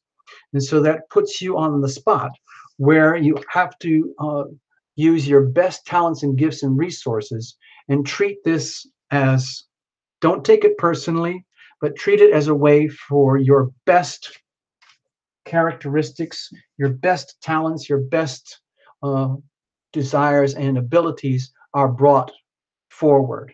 Like sometimes people don't really come into their own, they don't really show their true colors until they are under extreme pressure. And then it all comes out and they realize, oh my gosh, that person's a hero. Okay. So if you feel that there's a lot of contentious battle going on out there around you, Please don't take it personally. Please see it as a way that you can grow and learn about love from this some way, somehow. Okay? I hope I didn't hurt your feelings or touch on a very difficult or awkward subject. Uh, I'm just trying to give you a very broad reading here. So if you want to, if it's too awkward or difficult, you can write in to at terralumination.com. There's a place where you can write. Okay. Thank you, Aqua de Mori. Okay. All the best. Thank you so, so much.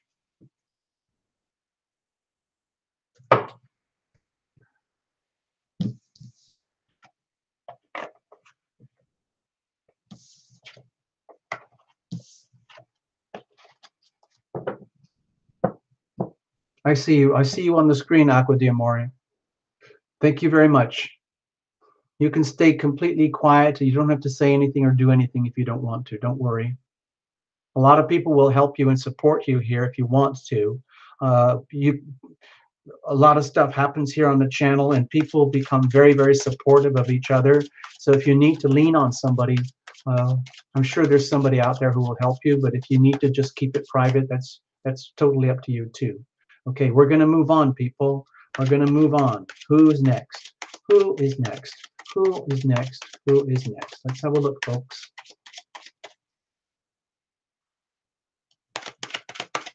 Sorry, I have to shuffle a little bit. Give me a moment here.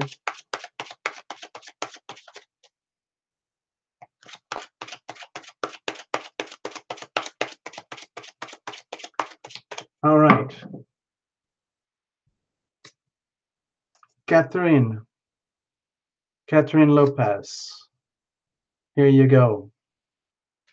This one's, sorry, my little post-it notes got all bent up. This one is for you, okay? You're up. You are up.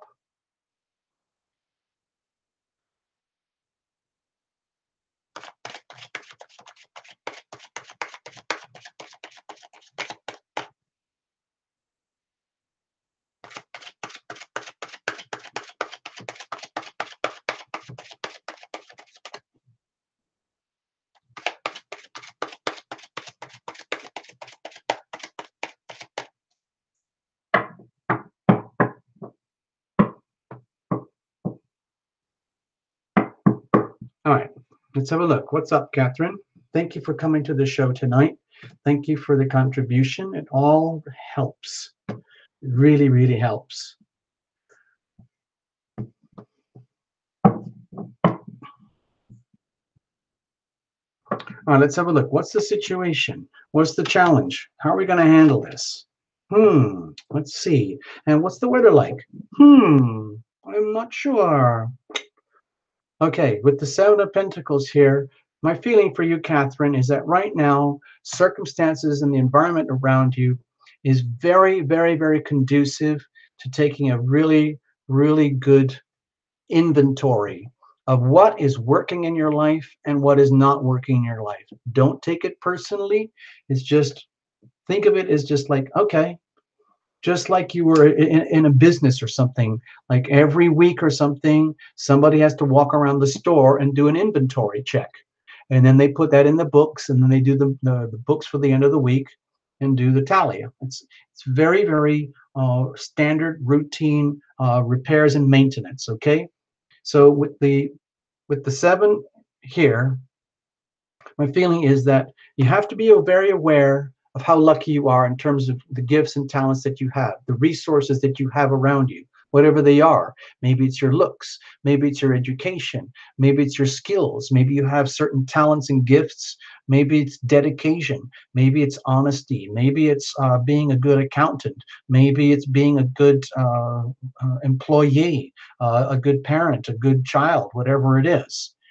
And those are all resources in some ways. They have value, okay? They have significant value. And it's very, very important when you're doing this inventory here, like they would do in a grocery store. They go around, do all the inventory. They're constantly loading and unloading shelves, and they're always making sure that everything is tidy. They put all the old stuff up to the front so that it clears first, and they load the new stuff into the back. You don't just keep stuffing the new stuff to the front. and then everything at the back rots. No, it doesn't work that way. And then what happens? Everything is tidy and organized. You've done all the repairs and the maintenance, and then everybody goes back to business and you start all over again. It's just like maintaining your car. You got to figure out what's wrong, and then once you've figured it out, once you've done the diagnosis, then you can fix it. If you don't do the diagnosis, you can't fix it. It's just the same thing with tarot illumination. You've got to reveal it to heal it. If you resist the need for healing, the more the need for healing persists. Okay? So this is an indication it's time to take care of business now when it comes to repairs and maintenance in your life, your world, whatever that might be. What's the situation here? Little Four of Cups, a repeat card. So, Catherine, I don't know if you're lingering on the past or wallowing in the feelings of like, if only this, if I could have done that, if I screwed up here. Oh, I should have married this person. I should have gone out with that person. I should never have gone to that school. I should never have listened to those friends or those people. And all of those stories of all the sadness and woes and losses and things that you might have dearly loved, they actually can become a burden, because if you start to become too much in love with your own wounds, then your wounds own you and you can't let them go because you're scared. Like sometimes it's really hard for people to heal because they don't realize how identified they are with their wounding and their healing. And then when you try to heal them and you rip away and you open up the wounds for healing, they feel like their personality, their identity is being stolen or being removed or obliterated, like getting a lobotomy. Like, you can't do that. How dare you think you can come up here and heal me? I can't accept healing. I'm a wound. I'm a victim. I'm wounded, and this is just how it is. Don't try and take that away, because all I know is my story. All I have is my past and my history, and I screwed up. I screwed up. I screwed up, and that's just how it is. Well, it doesn't have to be that way. If you think about being in the present, in the now, like with our early reading that we had for everybody, there is this, okay? This is right here. Think of this as a tiny miniature Ace of Cups. It's sitting right there as an opportunity, waiting for you right now, just to refocus your attention. That just takes one decision. I'm going to focus on love me. Love thyself, Catherine, and forget about the past. The past is past. It's gone. The future is going to take care of itself, but that happens best when you stay present in the now. And the most important thing you can do in the now is to accept the opportunity that love is there and love thyself. Now, what is the challenge? Okay, maybe there's lack of direction. Maybe there's lack of motivation, direction, maybe lack of incentive. Maybe it feels like your life is out of control, all over the place, where there's no resources, there's no gasoline, no, you don't know how to, you know, like do this career or this job. You don't have the qualifications for this. You don't have the assets, the resources. You don't have the drive, the ambition, the momentum. It's all gone. It's like everything's stuck. It's just like being a car that's broken down on the side of the road. That's very sad. That's very, very tragic. Okay, so let's have a look. How are we going to deal with this? Okay, to me this looks like a very, very strong indication of got to fake it till you make it. In other words, like, I don't know if this is a personal situation, a love life situation, or career or health. It kind of doesn't matter, Catherine. Whatever it is, if there's a big breakdown here and everything is grinding to a halt, and you basically, like, everything is run out of steam, then what you need is steam and passion and drive and desire. So it's almost like, well, pretend you're broken down at the side of the road, and there's people going by and everything like that, and you're wallowing in misery and suffering and thinking, oh my gosh, when is anybody going to rescue me? Please, somebody rescue me. Oh no, oh no. And then this little card says here, you know what? Freaking take charge. If you have to, face into the traffic, but don't let yourself get run over, and very, very clearly, shamelessly wave somebody down and basically say, listen, I really need to get my stuff together. I can't do it on my own. I need help. I'm willing to shout out very, very loudly, I need help. I'm not ashamed to do that. We all need help. and I need to get my game on. In fact, I'd love to reward you in some way. And thank you very much for responding. And it's almost like whatever kind of passion and drive has been lost, somehow or other, it's important now to rekindle the passion from inside of yourself first.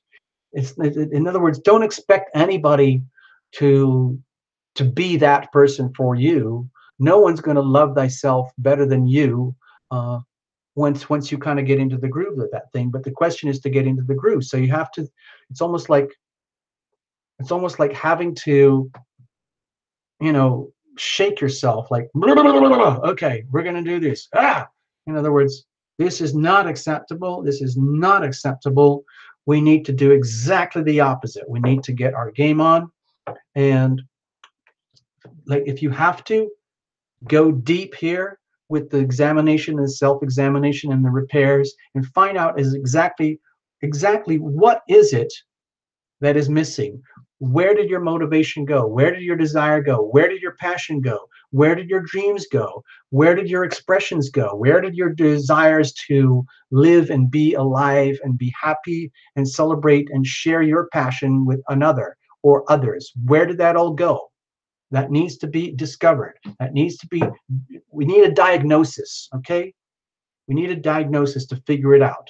Like the little story I was telling earlier. Like once we figure out what that is, then you can get back on track again, okay? And you don't have to be stuck in the mud. All right, thank you so much, Catherine. I hope I didn't hurt your feelings. I hope this was useful to you and that you can have a super night. I know it's getting late for a lot of people. We still have a few more readings. Don't worry. I hope you can stay up late enough. I know it's very late on the East Coast. So, well, what can you do? It's just, you know, so there we go.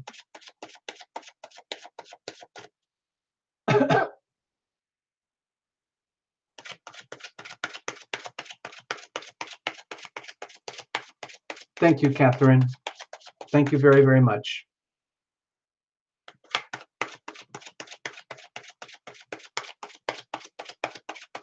Wow, I'm already getting thirsty here.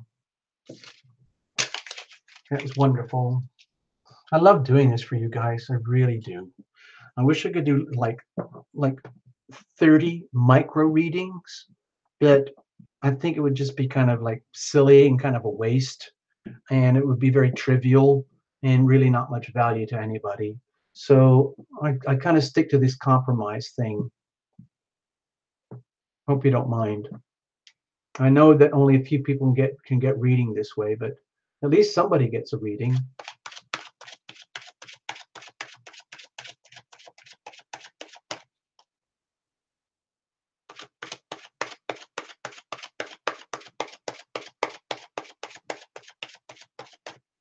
Thank you, Fritoli. Thank you so much.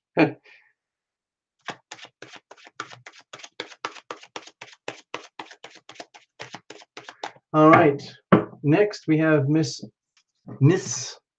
as far as did I spell that correctly? Miss Orientina. Miss Orientina. Welcome, welcome, welcome. You're up.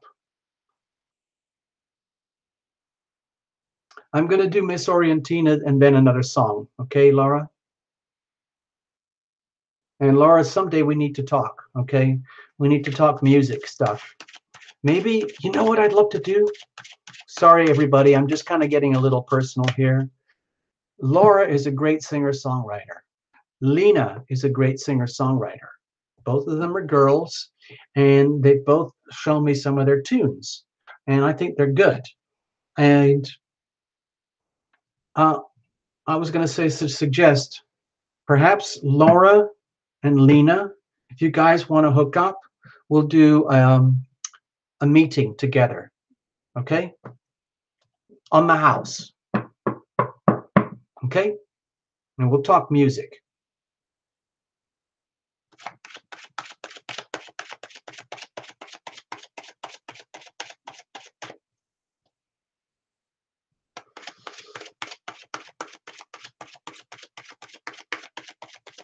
All right, you don't have to say anything, Miss Argentina. I see you that you were here. That's enough.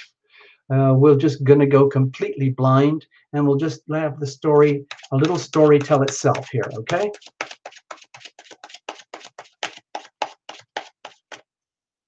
Now, this little tiny deck uh, has done thousands and thousands of readings, okay? And it's still in really good condition considering I really pushed the deck very hard. I look after this little deck, but the box is very beaten up. And over the last week or two, there have been a situation where it's very clear that Terra Illumination needs a new deck and perhaps like 3 decks on hand. There was a situation yesterday, we were doing private readings, and seriously, I wish I had three decks operating simultaneously in order to get the job done. I know it sounds really complicated, but it isn't. Uh, so when thinking about that,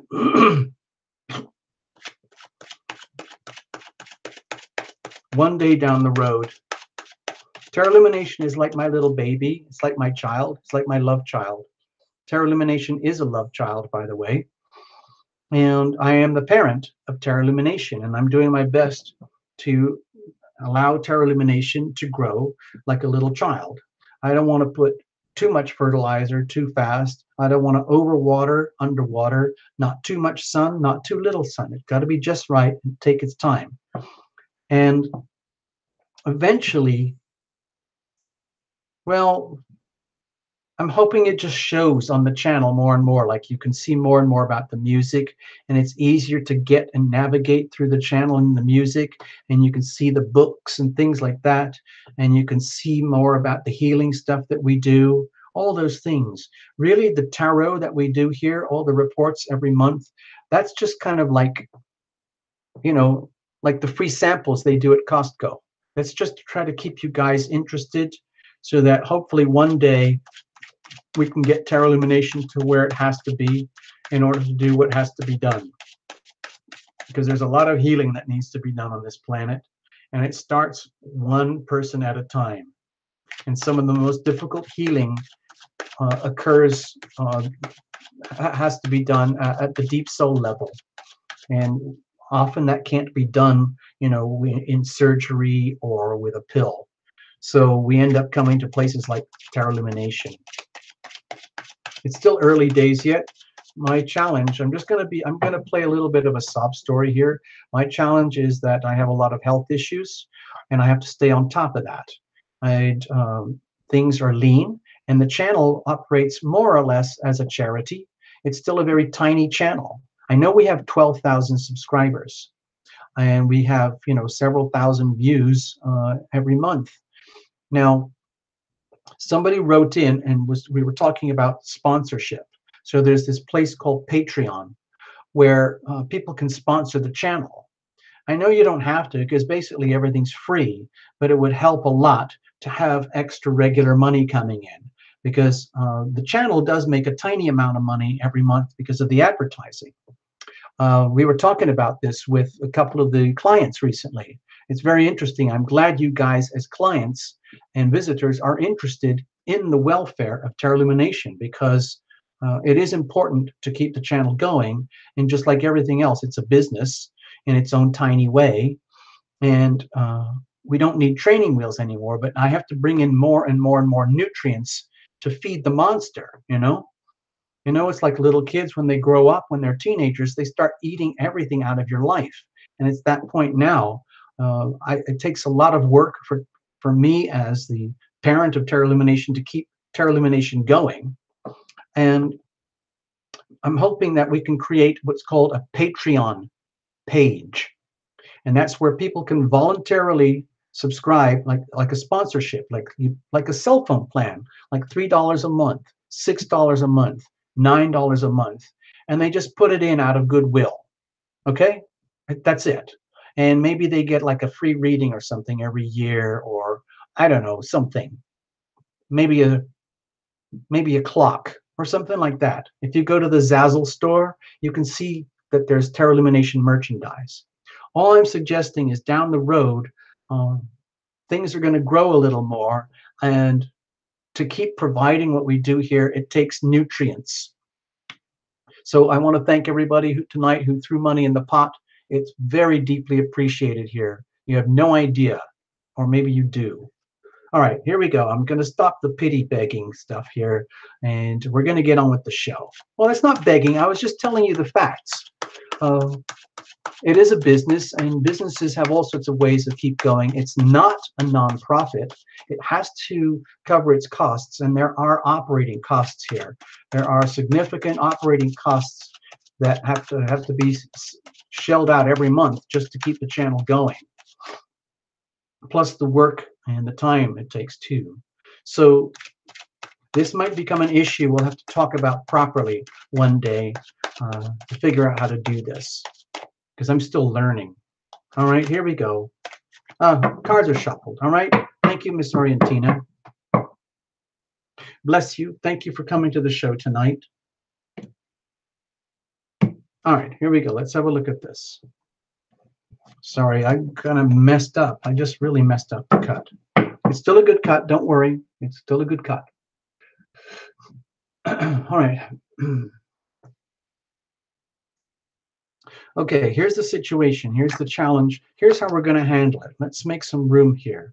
And what about circumstantial energy? What's going on out there around you, Miss Orientina? Okay, Four of Swords here. Maybe you are in a peaceful environment right now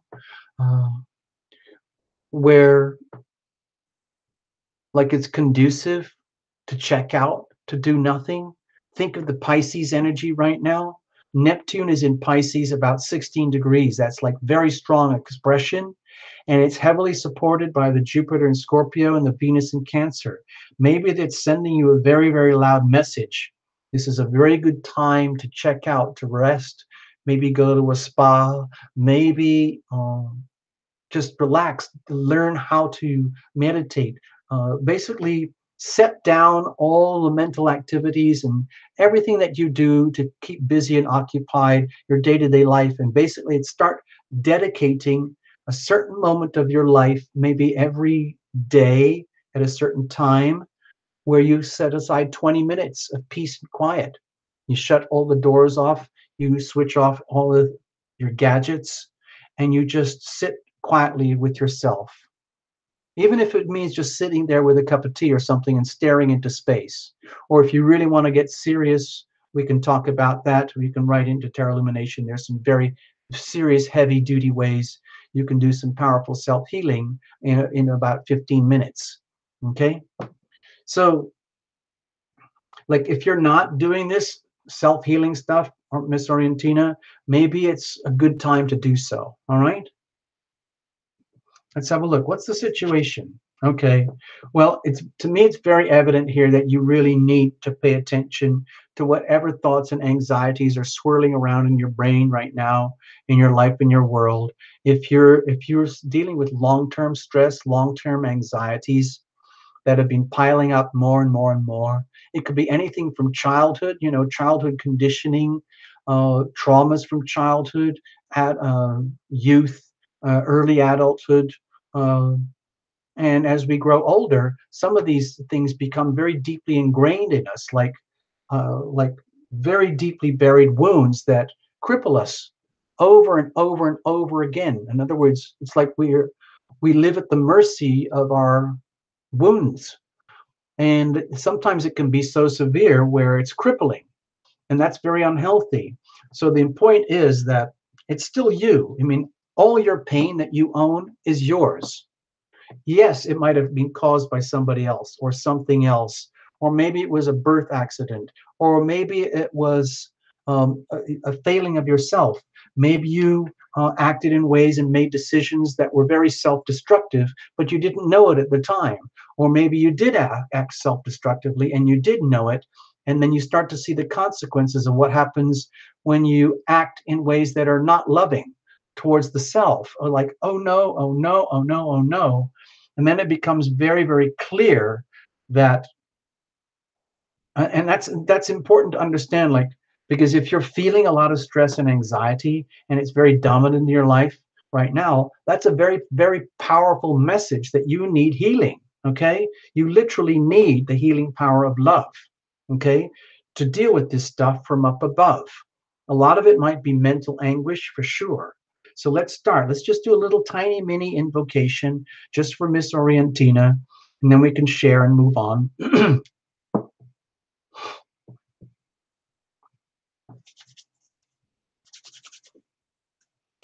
Okay, you can do this as a group thing, or we can just chill back. You can write to each other and yourselves, but I'm just going to do this for Miss Orientina. This is just a free, fun thing. It's just the generic one that I use all the time. So, Miss Orientina, if you want to, I'm not going to do anything with the cards right now. So, if you just want to close your eyes and put your hands on your heart, and or at least one hand on your heart, and take a few gentle breaths, and pretend that I am your voice. And then you can learn this and do this for yourself. Pretend that my voice is your voice. Okay. I ask for the healing power of love to fill my body from up above. I ask for the healing power of love to fill my mind from up above. I ask for the healing power of love to fill my heart from up above. I ask for the healing power of love to fill my soul from up above. And that's it.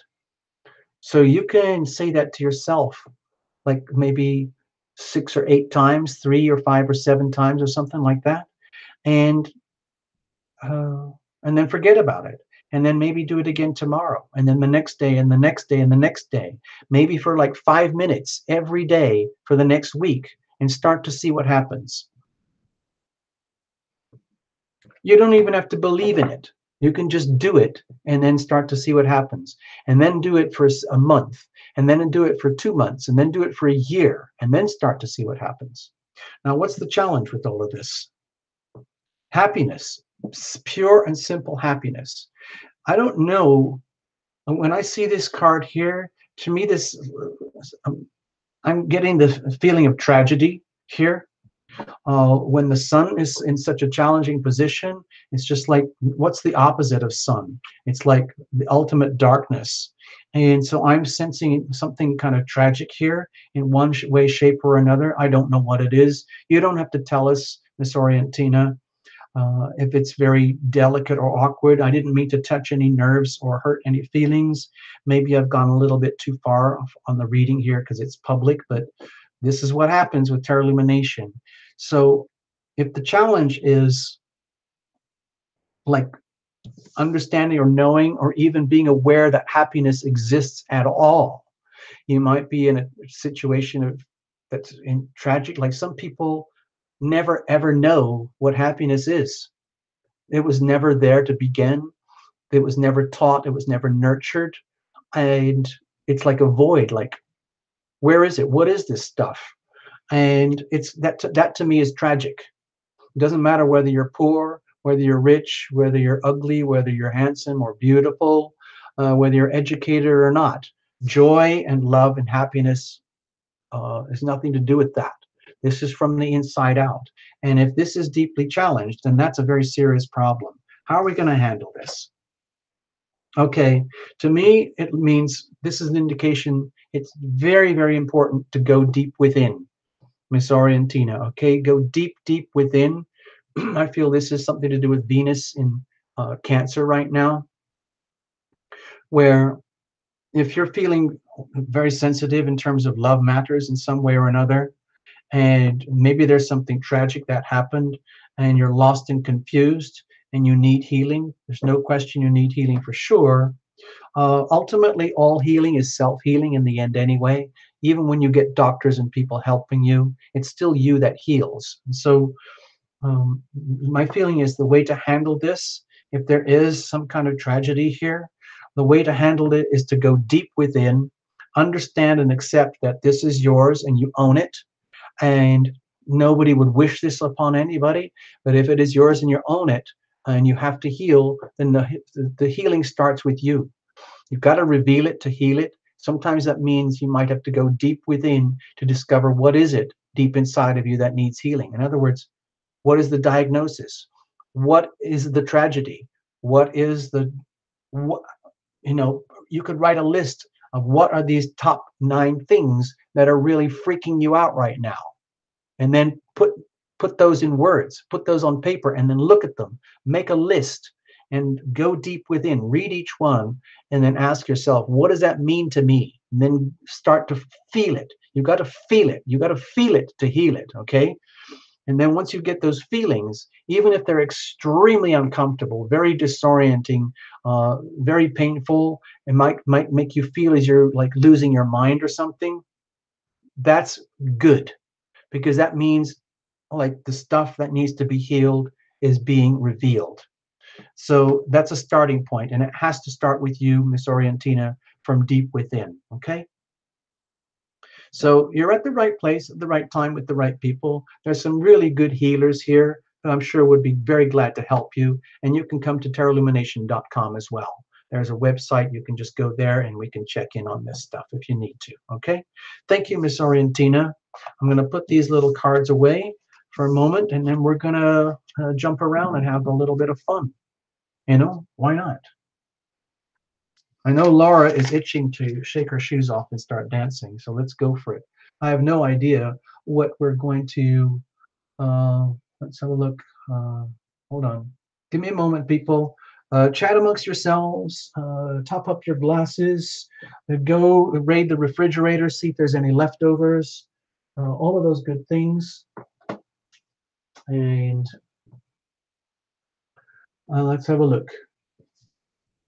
Okay, I'm going to get all sloppy now, and this is going to be a slow dance. Okay, I think we need to release all the mushy, gooey stuff and stuff that inside us that we try to suppress with things like excitement, activities, distractions, anything to avoid the difficulty. So I'm going to play a song here. You've never heard this one before,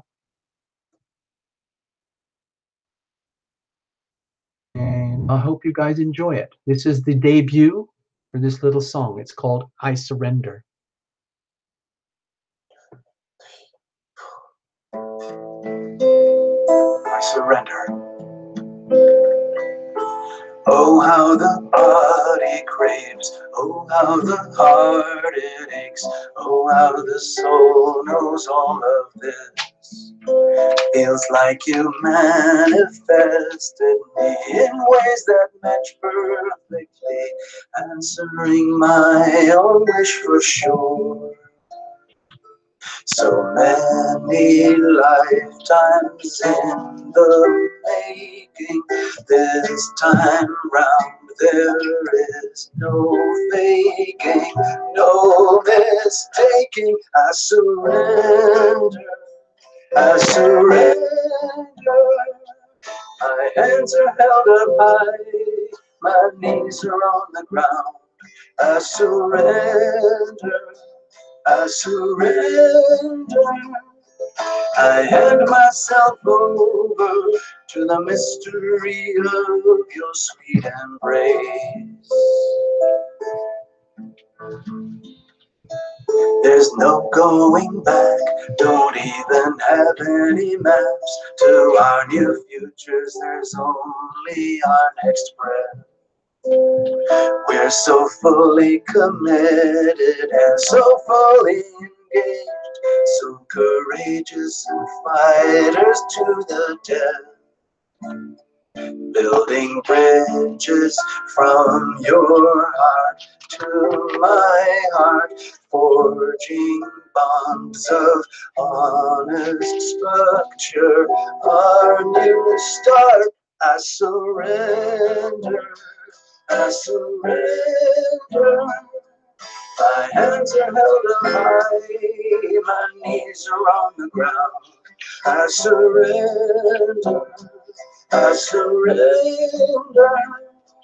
I hand myself over to the mystery of your sweet embrace. Oh, no, no. There's no way around this, only way out is through. There's no way around this, Open the door to bliss. Only way out is through. That's what we're gonna do. Yeah. I surrender. I surrender. My hands are held up high. My knees are on the ground. I surrender. I surrender. I hand myself over to the mystery of your sweet embrace. I surrender. My hands are held up high. My knees are on the ground. I surrender. I surrender. I hand myself over to the mystery of your sweet embrace. So, so there you go, people. I forgot to tell you. I've been working with Lena. She's been helping me to get the music together here at Terra Illumination. And Lena has spent the last month putting see all these lyrics? These are the lyrics to all the little solo acoustic songs on the Terra Illumination channel. But what Lena has done is she put the lyrics in the video. So it's like karaoke. And this is the little book that's going to go with it. And I think it's on the new moon. I think next week, no, on the 13th or 14th, all the songs are going to be removed that are there now, and the new recordings are going to be placed instead. So people can listen and they can go along with the lyrics too. And then eventually, well, actually, this is actually available at Amazon now if people want it. It's still early days. I haven't even put a proper link on the website or anything. But if anybody wants a copy of the lyrics by Terra Illumination, you can go to Amazon and you can look up Terra Illumination and you'll find this. Okay? So there you go.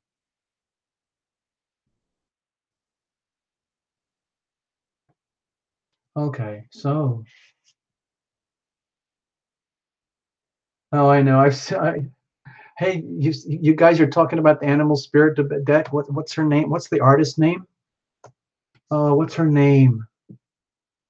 What's her name? What's oh, what's the name of the artist who made that deck, you guys? Uh, what is I saw you writing. It's the animal spirit, the wild unknown. Yeah, I met her, Kim Krantz. I met Kim Krantz. We had a really nice cup of tea together. It was really, really fun. She's a very, very good artist. So yeah, Kim Krantz is quite special. She's very, very special. Kim Krantz is also very, very lucky because she has a husband who is like a professional, like publisher and graphics illustrator kind of person. So she was very deeply supported in her work. Yeah.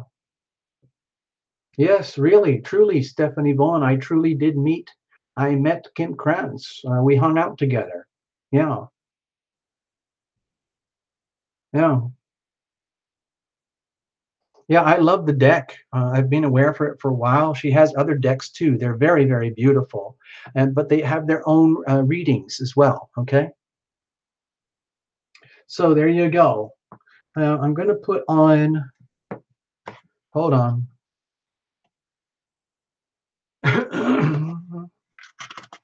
Hold on a second, folks.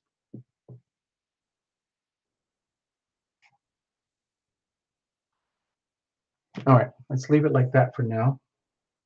I still need a bit of a break. Hold on. I'm going to put on another song. I need a little bit of wine and I need to take a little beverage here just to chill, hang out, you guys.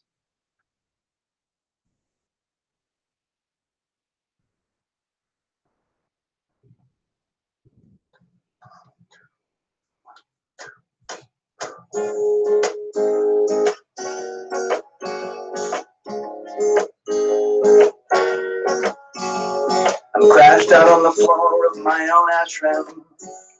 My neighbor is a multimillionaire. I'm in love with a girl from New Zealand, and she's so sweet and so fair. Now I'm walking down the beach, wishing it would rain, praying for some wind just to blow away my brain. And if I could surf, it'd be like I'm riding the waves that don't come down. Yeah. I feel it coming. I'm gonna crash and burn. And after being up so high, it's no wonder I'm gonna cry. Yeah, man, I've got so much to learn. Save me from myself. Save me from myself. Now my car is stalled abandoned on some highway. I think I've turned all my riches into rags. I need a helicopter, all I got's a shopping cart, I filled it with cans. At first I thought I saw a billboard and it was spelling out my name, but that was just my imagination. I'm hallucinating again. So suck it up, suck it up, suck it up, get ready to go down in flames.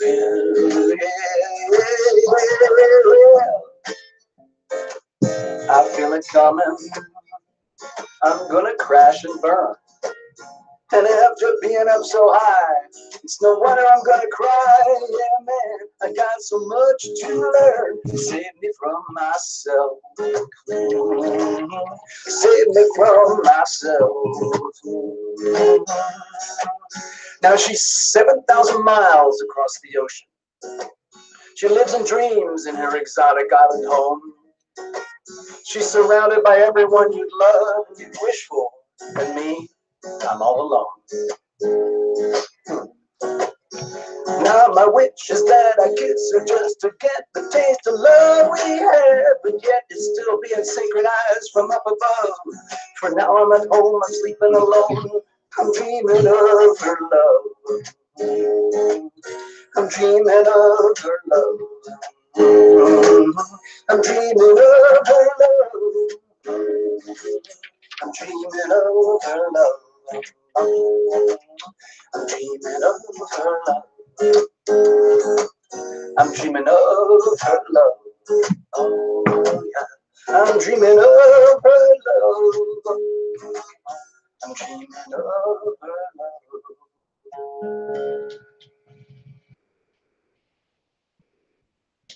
There you go.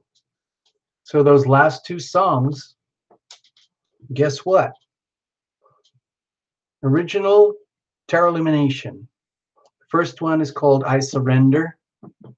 The second one was called Save Me from Myself. Ugh. Anyway, I wrote those for my sweetheart. She's lovely.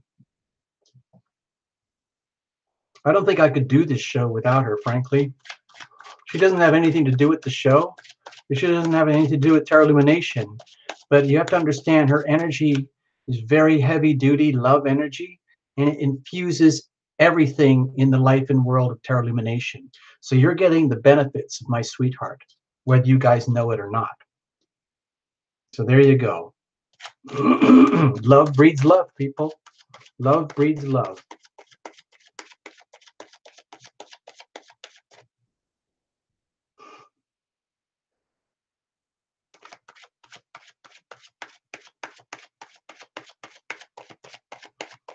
I knew there was more tarot readers here tonight. Who's that one? Hold on. Queen of Water. How many other readers are here tonight? There's probably like 5 or 10 or what? Queen of Water is setting up her another tarot channel. I know Fritali's a reader. Precious is a reader. Favorite Darkness is a reader. So now we've got Queen of Water. Who else is here? Somewhere in Time, of course. There you go. Oh, you're building decks. You're making decks. Please, somewhere in Time Tarot, please write to Tarot Illumination. Tell me about the decks you're making. Is it a full classic rendition of the Rider-Waite?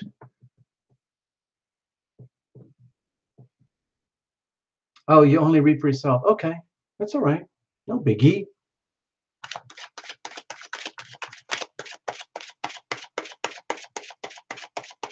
Tina reads, but not professionally. That's okay. Frito-Lay has a dozen decks. Okay, Tarot Illumination has one deck. This poor little deck, it works very, very hard. It's done thousands of readings, and there you go. It's time for new decks, people. I mean, I love those decks. I've worked with those other decks. I've worked with Oracle decks, and I love the Wild Unknown. Everybody loves the Wild Unknown. Kim Krantz is fantastic. It's like a rave. It's like the rage, total rage. Some people make their own. I know there's a lot of people who've said, Tarot Illumination, make your own cards. Okay, do you know how much work it is to make 78 paintings and then turn them into cards? There you go. Cote, okay. Hey, if you got to go, Cote, that's okay. I understand it's very late where you are. No biggie. And she's practicing on her friends. Good night, Cote. Thanks for visiting. See you again soon. All right, Stephanie, you're up. You're a trooper, Stephanie. You're the real deal. Stephanie, you're an anchor. You're like an anchor.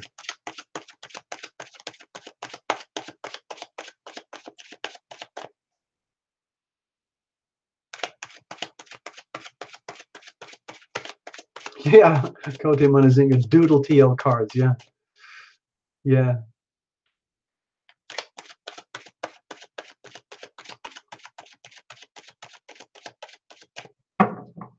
Stephanie is a business whiz, everybody. Just sharing. I raise my glass to you, Stephanie. You've been very, very supportive of Tarot Illumination, and you speak in ways that are very, very unmistakable. Very, very few words spoken, but you make those words count. And the actions even speak louder than the words themselves.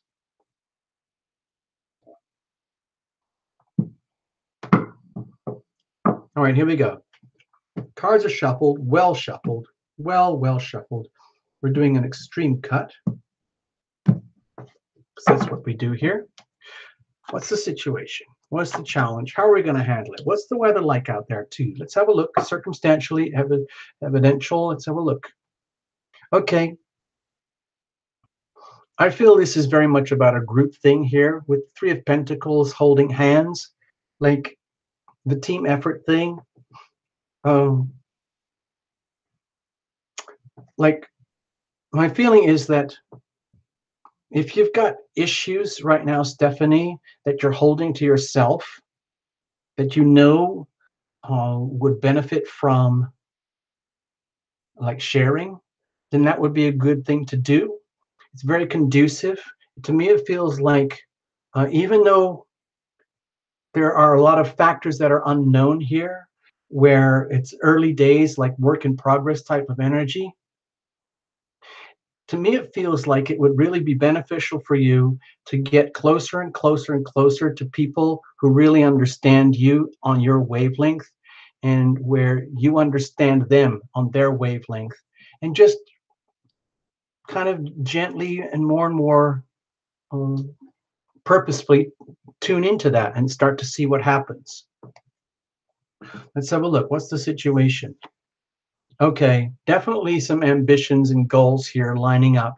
And the question is what to do with your passion, what to do with your drive, what to do with your creativity, what to do with your skills, what to do, where to go. It's early days yet. Big, huge shifts are happening on the planet right now, long term and short term. Right now, you know, we've got Uranus and Taurus. Let me go back to this. Indulge me, please indulge me, Stephanie. We've got Uranus and Taurus right here at the 0 degree mark, more or less. It's under a lot of pressure from Mars, like, let's shake it up, people. Let's really shake up the planet, people. Shake everybody up. Wherever this point is in your chart, this is where things are getting really shaken up right now. Okay? So my feeling is that wherever this shakeup is happening, it's opening doors to new horizons, new worlds around you, where there's a lot still that is not defined, but at least the horizons are becoming apparent in front of you.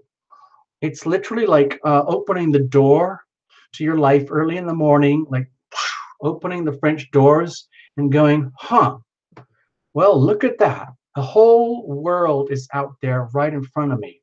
Now, what the bleep am I going to do? Okay, so what's the challenge here? Okay, oh, divine inspiration. My feeling here, Stephanie, is that you might feel like deeply starved for divine inspiration. Like it's like it's so close. It's like it's right there, but can I actually touch it? Oh, I don't know. Like, what does this mean? What does this mean? It's like, so, like, everything is exactly as it should be. All the forces are lining up the way they should be, but it's not there yet. It's almost like you can feel it, but where is it? What is it? It doesn't even have any definition yet. So that could be very, very frustrating. It's like, you know, that feeling when you've lost your keys and you've just been wandering around and all of a sudden, wait a minute, I lost my keys. And that doesn't make any sense. And everything was perfect, you know, and then suddenly you spend the next half hour looking for your keys, and then you realize you put them in your other pocket. It's that kind of energy, and it gets extremely frustrating.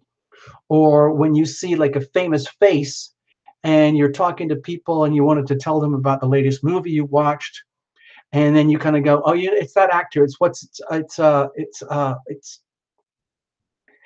it makes people absolutely berserk when they're at on the cusp of what they need to know and what they need to invoke in their lives, but it doesn't actually happen. So that's what I feel here. I feel this is incredibly frustrating energy to know that divine guidance is out there, but it's not sitting in your lap just yet. To me, if I was that in this situation, I would be going berserk with frustration. How are we going to deal with this? Okay. Well, my feeling is like this is a time, there's no messing around here. In some way, somehow or other, it feels to me like you're going to have to call yourself out, Stephanie. It's almost like you're going to have to say, enough, enough, enough. I can't keep gazing at the horizons forever, pondering what to do. I can't keep worrying about the divine guidance that I know is coming, but I'm not getting it or sensing it right now at this very, very second. I need to take action right now. I need to take absolute ruthless action where I don't care what I have to do, how I have to do it in order to get things in motion. Excuse me, no apologies. Thank you very much. Excuse me, in fact, get out of the way. Thank you very, very much. This is the energy of absolute power being expressed absolutely, purely for self-interest, okay? And in this situation, there's nothing bad about that.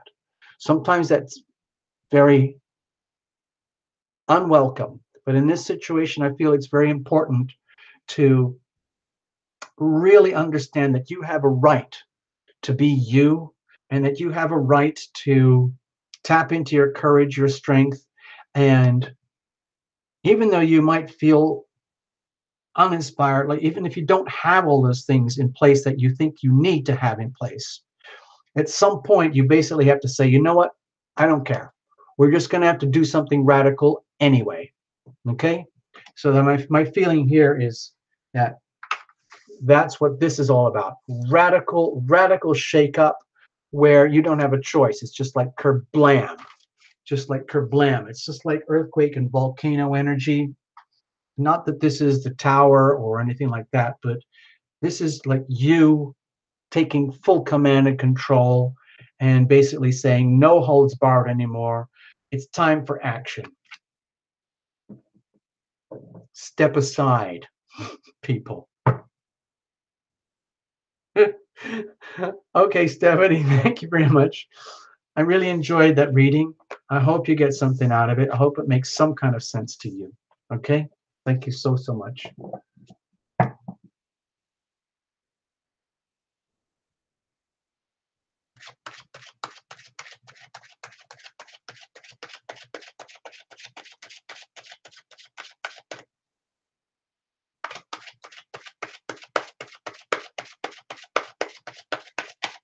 All right, we got Jeffrey. Jeffrey's up.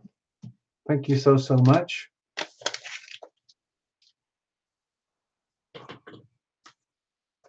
Here we go. Jeffrey, this one's for you. Thank you for your patience. I hope you're still here. If not, you can catch this on the action replay, rewind, all that stuff later. Thank you, Stephanie. Thank you, thank you, thank you. Thank you. I need validation. Sometimes I have suffered from extreme self-doubt here over at Terra Illumination. Like, who on earth am I? What am I doing here? Why is this happening? Why why did Terra Illumination come into my life? What are we going to do with all of this stuff? And I need that love. I need that support. I need that feedback. I'm not ashamed to say that. Like babies, think of a baby. A baby needs care. A baby needs shelter. A baby needs nurture, protection, uh, comfort, uh, vigilant attention from the parents. Okay, and Terra Illumination is like that. Terra Illumination is still a little baby. Terra Illumination is extremely fragile, and Terra Illumination needs a lot of TLC and support. It's happening. It's already happening. And if you think of Terra Illumination like a little baby, the baby is actually like moving around now, wobbling, and it has a voice. Okay. Um, but as it grows, it needs more. And there's nothing wrong with needing things. I mean, sometimes people feel ashamed about need, that we need each other. Like one human being needs another person. Some people can't handle it. Some people work very hard to make sure they don't ever have to feel the sense of neediness, the sense of being needed, or the sense of needing another person. And that can sometimes breed loneliness or solitude. And then we regret that several lifetimes later. Like, what was I thinking? Like, if we focus all our energies on careers and things that are manageable, uh, there are so many things that we can do to distract ourselves from loving ourselves. Like, we can have careers, day jobs. We can have two small day jobs and then a tiny hobby. We can have families. Whatever it is we do, we can have ambitions, dreams, distractions. We can be extreme self-medicators. We can be combination self-medicators with like being very super high functional in your day-to-day life, but like you're a derelict in your private life and a catastrophe with personal life and romance, all those things. And sometimes we get to a point where you realize, what is all that stuff? In the end, the only thing that counts is the love. And where does that come from? Where does that go? And that all happens by decision. Like when I used to do a lot of astrology readings for people, and it's very evident when you look at their charts, where the energy is focused. And sometimes there are big gaps and big holes when it comes to love and relationship. And then they wonder why the energy of love and relationship is not present in their lives. And then I have to be the one to bear the news.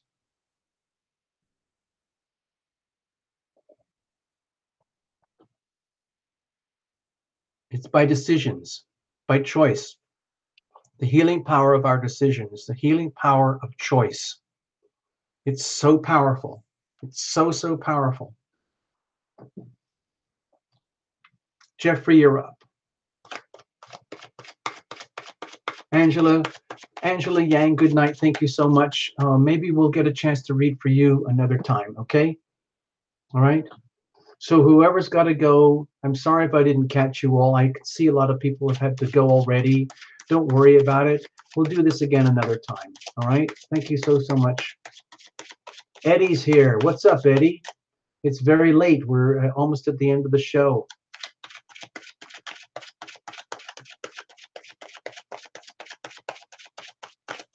Jeffrey, what's going on? Jeffrey, I guess you're here. I don't know if you're still here.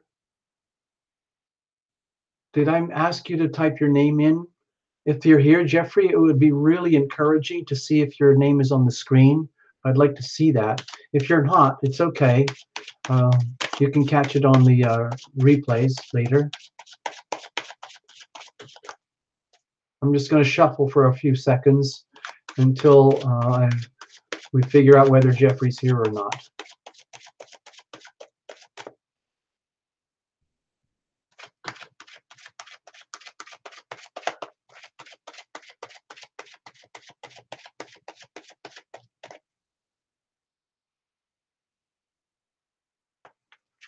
It's okay. Don't worry about it. We're going to read for Jeffrey anyway.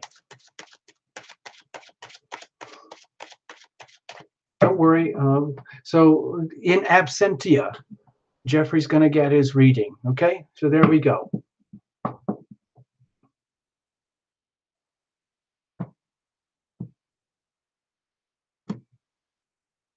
All right, here you go, Jeffrey. In absentia, you're getting your reading, and you can watch it on the action replays. All right, here we go. Here's the situation. Here's the challenge. Here's how we're going to handle it. And what's the weather like, by the way? The Fool. Wow. Anything goes right now. All options are open in front of you. So the question is, oh my gosh, what am I going to do now? Oh, no. So some people are very intimidated by this kind of energy when they are faced with the great beyond. It's like when you've just imagine you go on a hike and nobody told you when you get to the top of that particular rise, you're going to kind of reach a precipice and you're going to look over the edge. And guess what? A whole new world opens up in front of you. But the thing is, nobody told you that before you went on the hike.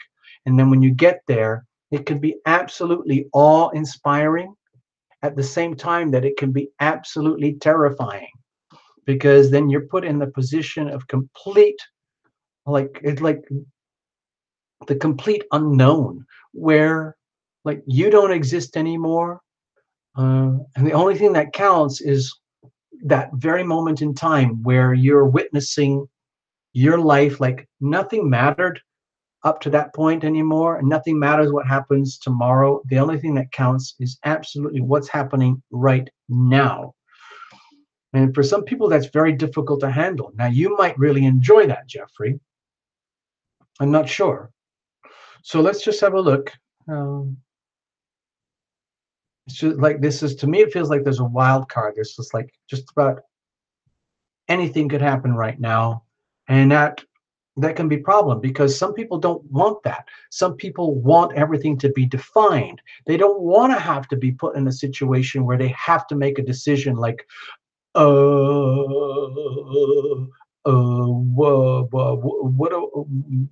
am I supposed to do now? Where am I supposed to go? This is blowing my mind. So anyway, let's have a look. What's the situation? Oh, Jeffrey. Oh, grief and sorrow. Let's just lay it out there. If the situation is regarding grief and sorrow, and if you're not here tonight because maybe you were anticipating a reading that might indicate grief and sorrow, that's okay. It's all right. It's understandable. So I know we've talked about this before because we've met several times, Jeffrey, and you're kind of in a very difficult situation. One of the things that really stuck with me is that you're kind of a very unique person in a situation where it's very hard to find people who resonate and operate at your frequencies, including the ones that you love and including a specific loved one. So if this particular little Five of Cups here is referring to a specific loved one, then I understand you. If if circumstances have brought you to the point where the energy of grief and sorrow is present, then so be it. There's no point in denying this stuff. The worst thing you could do is try to bury this energy, try to pretend it's not there. A lot of people, especially guys, find it very, very hard to deal with grief and sorrow and sadness and loss when it comes to love. So, all I'm suggesting here is that if this is the situation and you're not aware of it, please be aware of it and please allow the energy to flow. In other words, because life moves on, okay? You might be disoriented, you might feel lost, you might feel like that weird, like freaky sense of elation. Like at one moment you could be completely ecstatically elated because like maybe something awful happened and it's over and there's nothing that can be done anymore. And it's very, very liberating. But it's also very makes people very, very dizzy because then it's like, what do we do now? Like maybe there was a challenging situation and we were looking for resolution, and then the heavens bring us resolution in the form of tragic loss. And that could be very that could be like that could put you on a path of like, well, what you know what the heck am I supposed to do now? On the other hand, it's completely liberating. It allows you to look forward to anything and everything else that you might not have been aware of before. What is the challenge here? Oh gosh, okay, with the nine of swords.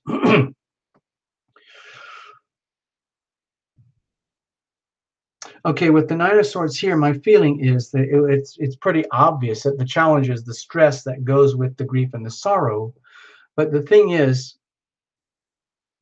to me it feels like it needs to be defined.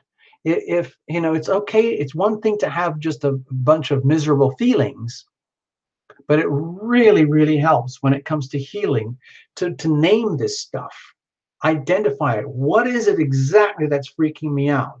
Where did that stress come from? Is it something that I own? Did I lay expectations on this other person? Did they lay expectations on me? Was this destined to happen because of childhood conditioning? Was I setting myself up for a fall because I had uh, like outrageous expectations? Am I doomed because I was completely clueless going in and I never knew uh, how much trouble I was going to get into? Whatever it is, my feeling is that uh, the challenge is defining exactly what the stresses are. Okay, this is a very strong energy of feeling here, so you might be feeling it, but if you're not understanding it and you can't figure out a way to deal with it, that leaves you kind of paralyzed in this kind of like limbo land, literally like looking at the world like, uh, um, uh, yeah, okay, what am I supposed to do now? So that's not going to work for the long term. How are we going to deal with this? Okay, it's important to take action. Okay, in other words, it's very, very unhealthy to wallow in your pain and your misery here.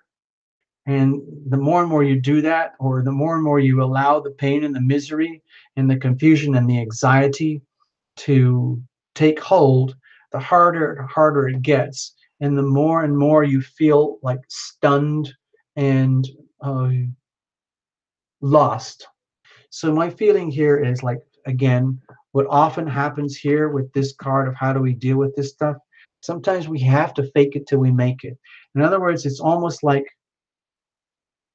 like in a movie or a story where somebody just went through something really awful and they know they have to keep going, They don't have a choice. They know they have to do it. So they go into the bathroom, the men's room or something, like here tonight, Illumination. You go to the VIP men's lounge and you fluff yourself up. You know, you look at yourself and you say, you know what? I totally got effed over. You know what? I totally effed them over. We effed each other over. It was awful. Everything that could go wrong went wrong. It's okay. I could blame them. They could blame me. Right now, it doesn't even matter. The only thing that counts right now is me getting back on my horse and taking charge of my life, my energy, my drive, my passions, my energy. Otherwise, this stuff ends up consuming me. And you know that, Jeffrey. You already know that. It just might mean that here with this little thing tonight, maybe it helps to have someone else tell you. I don't know if you've got other people in your life, in your world, who could talk to you this way, but my feeling is very loud and clear. It's time for you to take charge, get a grip, get on top of this, and uh,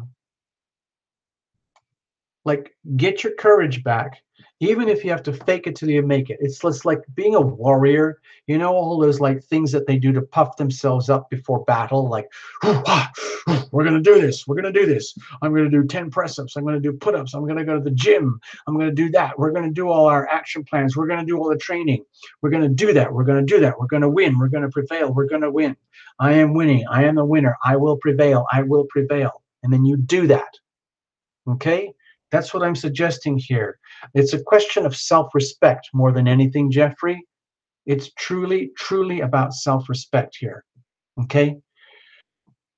Otherwise, this stuff, in other words, if you don't take charge of this, what happens is all of this stuff owns you, and it makes it very hard to carry oneself with self-respect. So my feeling here is, again, act as if. Act as if you do have the self-respect. But even if you don't have it, again, fake it till you make it. Pump yourself up. It's a very militaristic thing that I'm feeling here. Like literally, like saying enough, enough, enough, enough to this. We can handle this. We're going to deal with it. Okay, no problem. We will prevail. You will prevail, Jeffrey. Okay? And say that to yourself. I will prevail. I will prevail. There's nothing selfish about that. Okay? There's nothing egotistical or despotic about this. This is about literally you reclaiming your life. Okay? Thanks, Jeffrey. Thank you so much. I hope that made sense to you. I hope I didn't touch any nerves or really stir up a pile of doo-doo. Whew, man. Sometimes, you know. Hey, Mona. Greetings, Mona. Good morning. It's very early morning for you, I know. Hi, how are you?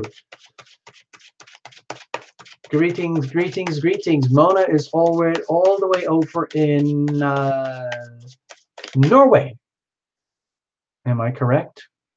I believe I'm correct. Yes.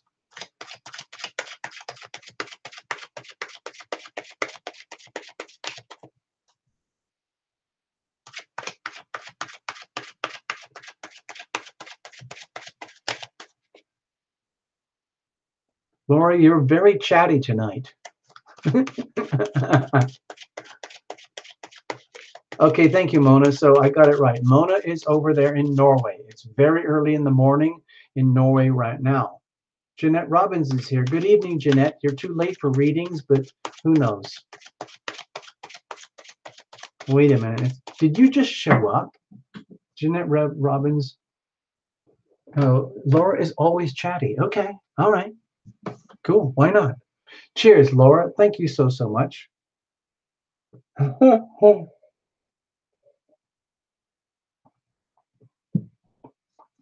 Exactly. You know, Queen of Water, this too shall pass. This little thing here, this Astrodoodle from Tarot Illumination, this too shall pass.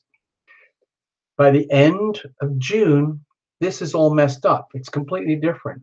There's still some very, very challenging aspects, but when we get into July, there's a whole other pile of stuff going on, people.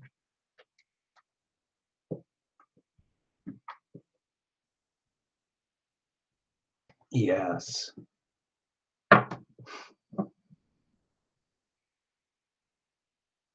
Oh, Primary's back. Well done. Thank you, Primary. Thank you, thank you, thank you so much. Jeanette Robbins, is this your first time here? Could you please tap into the screen? I mean, it's like, hold on. I know I've missed a lot of names and it's very late for the show now. And these are all, Jeanette, these are all the people who came here tonight already. I just saw you pop up on the screen. I think August is the eclipses that I'm concerned about. I know there's something in July.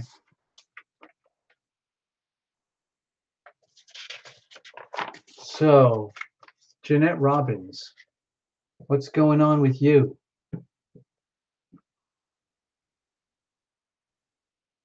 All right. Okay. I'm going to do something, people. I'm going to do something totally.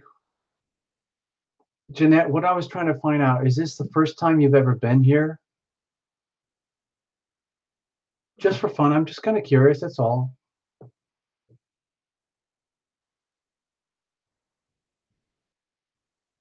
Mildred Lee. Oh, partial eclipse is Cancer, Capricorn. Okay. Jenna Marie. Okay. Hold on. Yeah, there's this like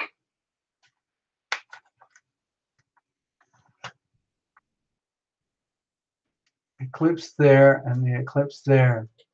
Yeah, like July is kind of weird because we got a Cancer Capricorn eclipse and we've got a Leo thing, an Aquarius, whatever it is, Leo eclipse thing, whatever it is, the new moon. I think it's the Leo new moon. Oh, it's the full moon. Sorry, excuse me. Sorry, sorry. It's the full moon eclipse. Yeah. So July is going to be a freaky month, people. Just letting you know.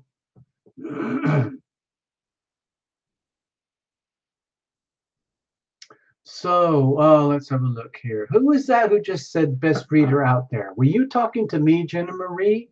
If so, you know, flattery really, really works. Oh, Jenna, you were here once before. Best reader out there. Best reader out there. Wow. Oh, you're the best reader. Oh, okay. Thank you. So you're a reader too. Gosh, how many tarot readers are here tonight? That's freaky. So Jenna Marie is the best tarot reader in the world. There we go. It's a fact. It's already established. Don't even need to prove it. That's fantastic. So, thank you, precious. But you are DL. Ich bin so. Oh, I know who that is. Yay, good morning. Ich bin so. That's Lily. That's Lily. Oh, Jenna Maria, you met me? Oh, Jenna Marie, you're so nice. You're so sweet. You're so kind. Guess what, Jenna Marie? In this particular case, you know what? You're going to get a reading. Flattery gets you everywhere. In Hollywood.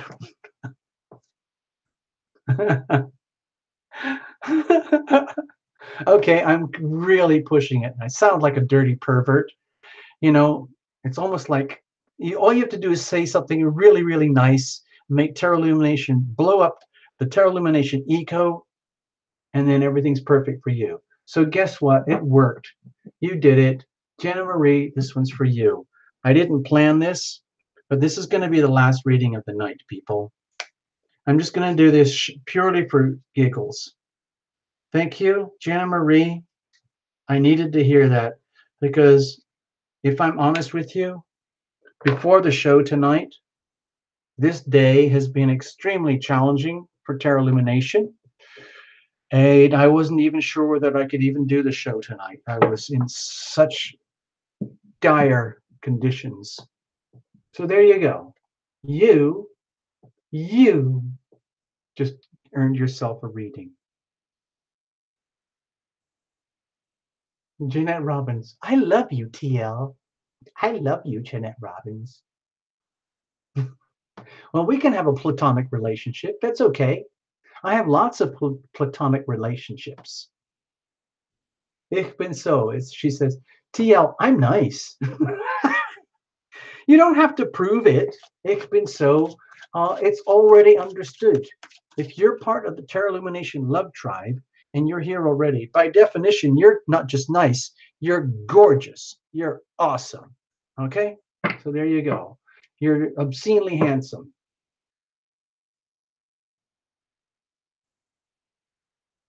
Okay, Jana Marie, you're up. Here we go.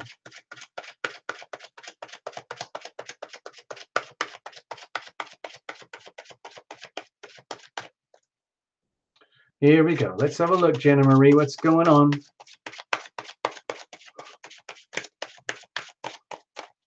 Where are you from? Where are you watching from, Jenna?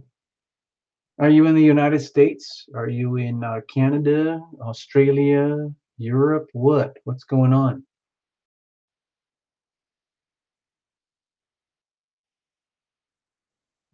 Uh, uh.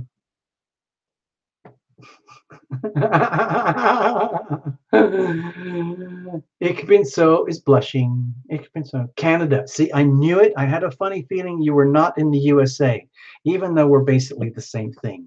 So welcome, Jenna Marie. Thank you very, very much. This one's for you on the house.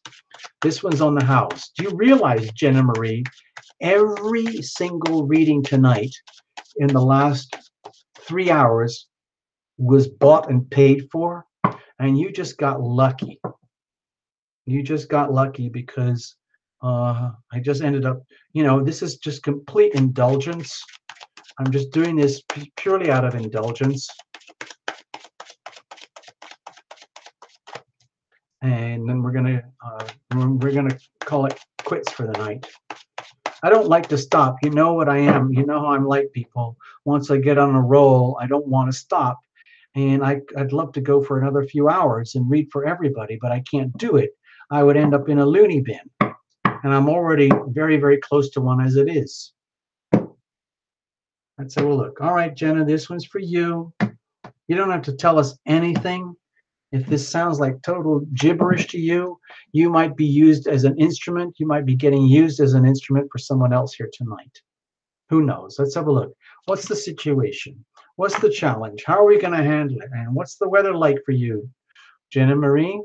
Okay. Wow. Okay. Be very, very careful. Please think black ice. I don't know what the actual physical weather is like for you right now up where you are in Canada, wherever it is right now. All I'm suggesting is that be very, very, very careful with your thoughts, your words, your deeds, your actions, your perceptions, your reactions. It's very, very easy to get in trouble right now in any way, shape, or form you can imagine, just by saying the wrong thing at the wrong time to the wrong person for the wrong reasons without even knowing it. And then you get an awful backlash. Okay? It is like the energy of back.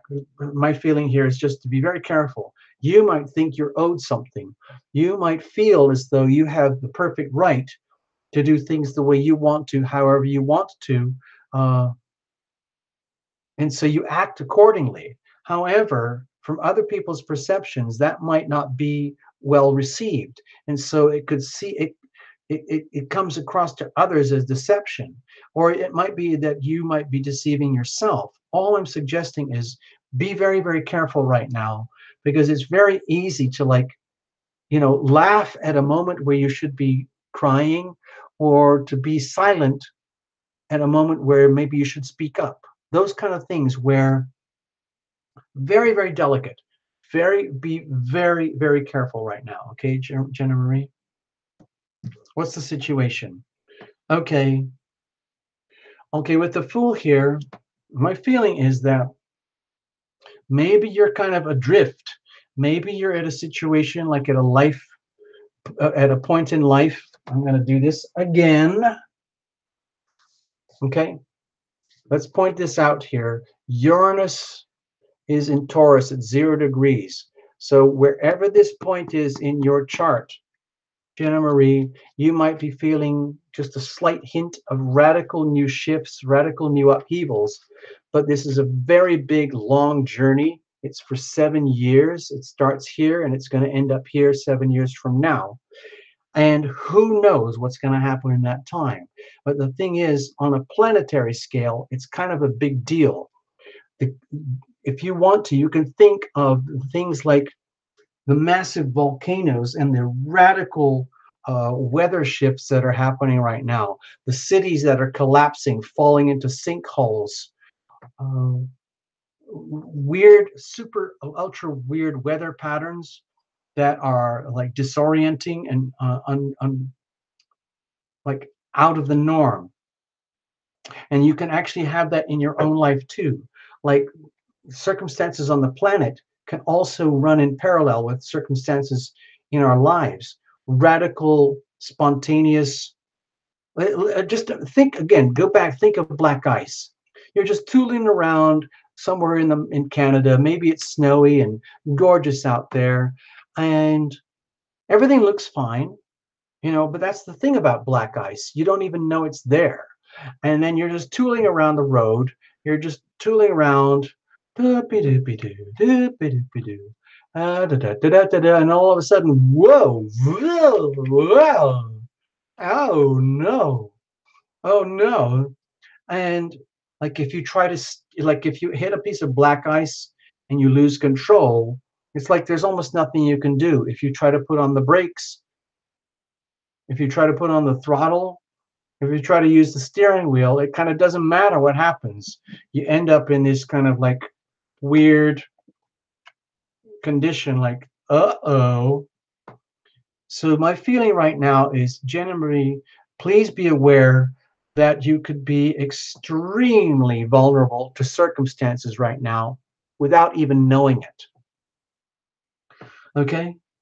And so let's have a look. What's the challenge with this? Okay. However that translates to you, what I just said, Jenna Marie, to me, the challenge here feels like with the Nine of Pentacles is like deep doubts whether you have your own act together, whether you have your own sense of stability, whether you have your sense of anchorage, whether you have your own sense of values and beliefs and integrity that you or anyone else could count on. Now, that's a real problem because if your sense of values and integrity are in deep question, that makes it very, very hard to make decisions going forward in life. Like if there's no anchor, if there's no center point, like maybe it's to do with home, maybe a relationship, maybe with the self, maybe with jobs or careers or money or something like that, where everything is adrift. It makes it really, really hard to make decisions about, well, what am I supposed to do now? So how do we deal with this? Okay, my feeling is this is just going back to basic tarot illumination stuff here. My feeling, Jenna Marie, is it's time to ask for divine guidance and protection. Even if you don't like doing that stuff, even if you think that's just cuckoo land stuff, maybe you feel like you deserve to be appreciated more. But that means having to be more appreciative of others. And you know how the laws of universe work, like the laws of attraction. Like if you're scared of not having financial independence, if you're scared of never having a career or being able to take care of yourself properly, if you're lost about direction in life, if you're worried about whether you're going to get screwed over or whether there's anything in your environment that has any kind of stability, that's a problem. It's almost at the point where you don't have a choice except to reach out and ask for divine guidance because there's nothing else to hold on to. So how do you do that? It's kind of like what we were doing uh, earlier with one of the other readings, but I'm going to use another little invocation right now, and it's These are private things that I keep to myself, Jen and Marie, but I'm going to share them with you. Just a couple little things maybe you could do for yourself. Maybe you could like chant to yourself. Uh, let me show this. Hold on. Stay a minute. Stay there. This is my pretend I'm a doctor. Okay, Jen and Marie, pretend I'm a doctor. Okay, and I'm going to write you a prescription. Okay, and my prescription is, it's going to sound very, very bizarre. You need guidance and you need protection, and you need to invoke that from up above. So I'm not going to spend, a, you know, huge amounts of time working on that with you, like we were having like long-term private consultations and things like that. What I'm going to do is this.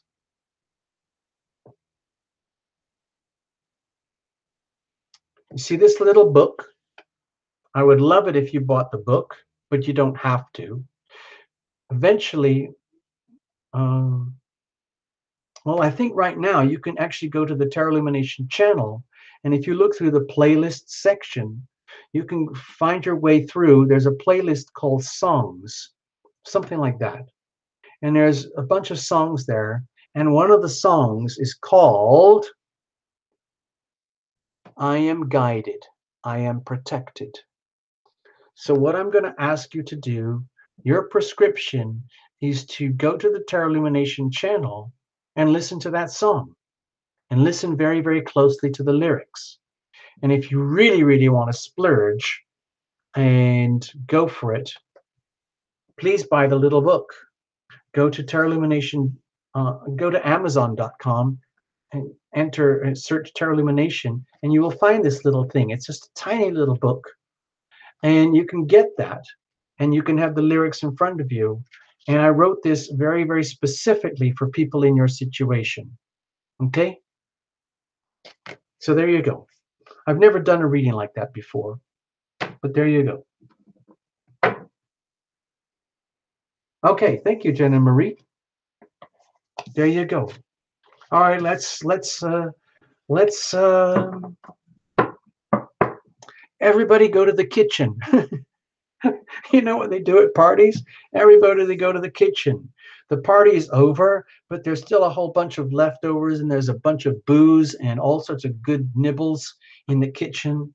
And we're all beat up. We're worn out. We've got puke and vomit on some of our shirts. Some of our shoes are off. Some of our ties are loosened up.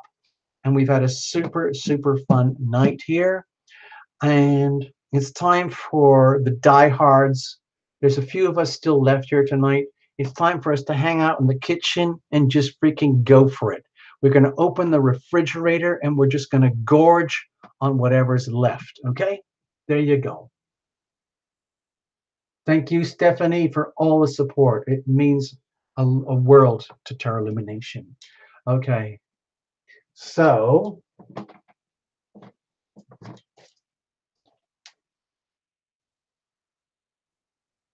let's get ourselves pumped up, people here.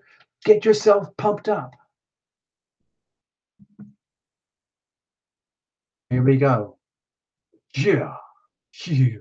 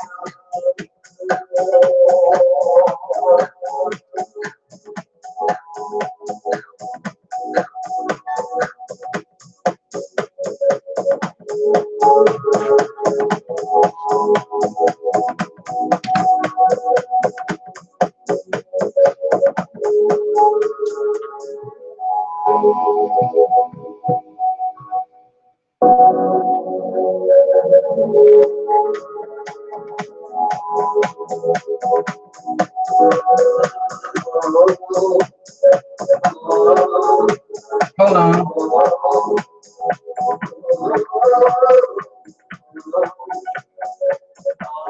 Okay, hold on. I gotta finish that song. No, let's let play it out.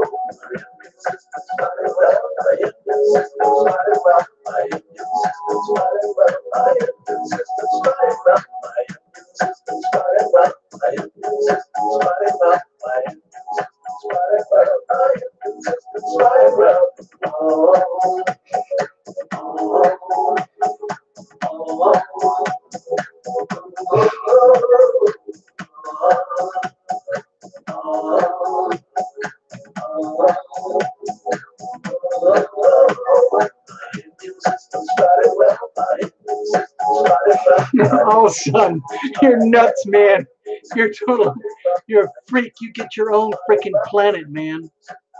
I love you, guy. I love you, Paul. Oh, son, you're a freaking star. Okay, well, let's scrap this. Okay, okay. Now we have the answer. Yeah, first of all,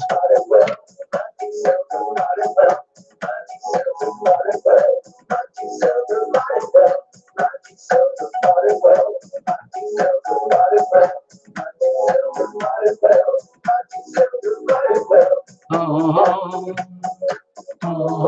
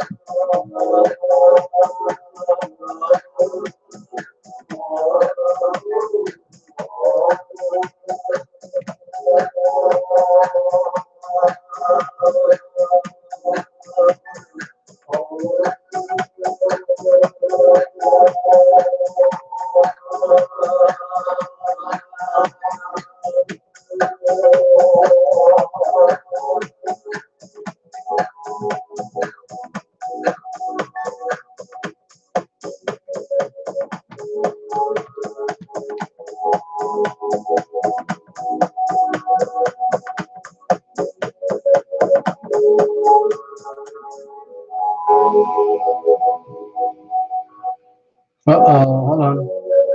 Hold on, hold on. Okay.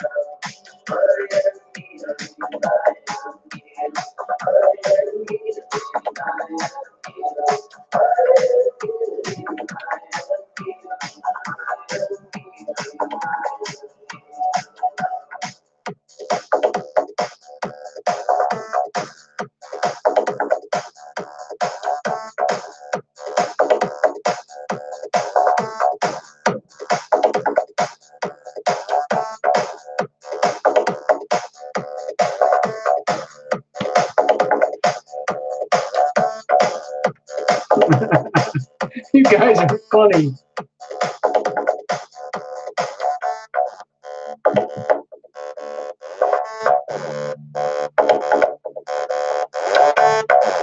Okay.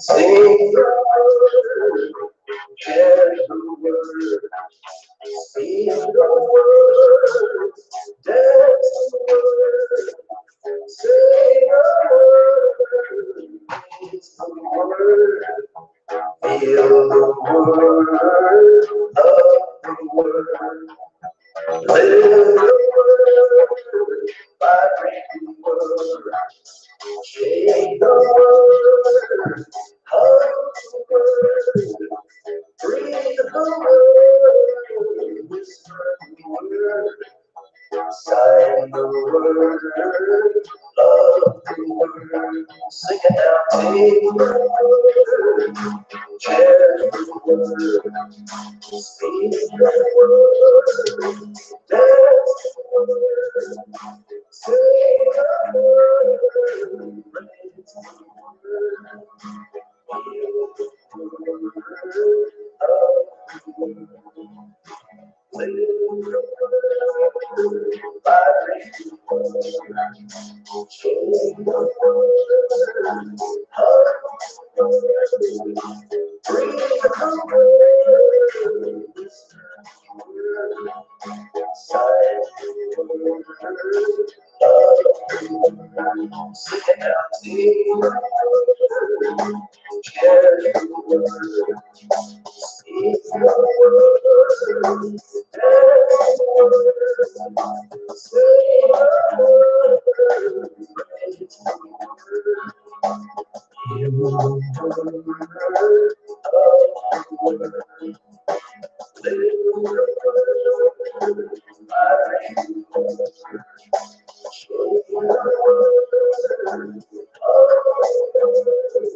Good night, Lily. Good night, Lily. Thank you so much.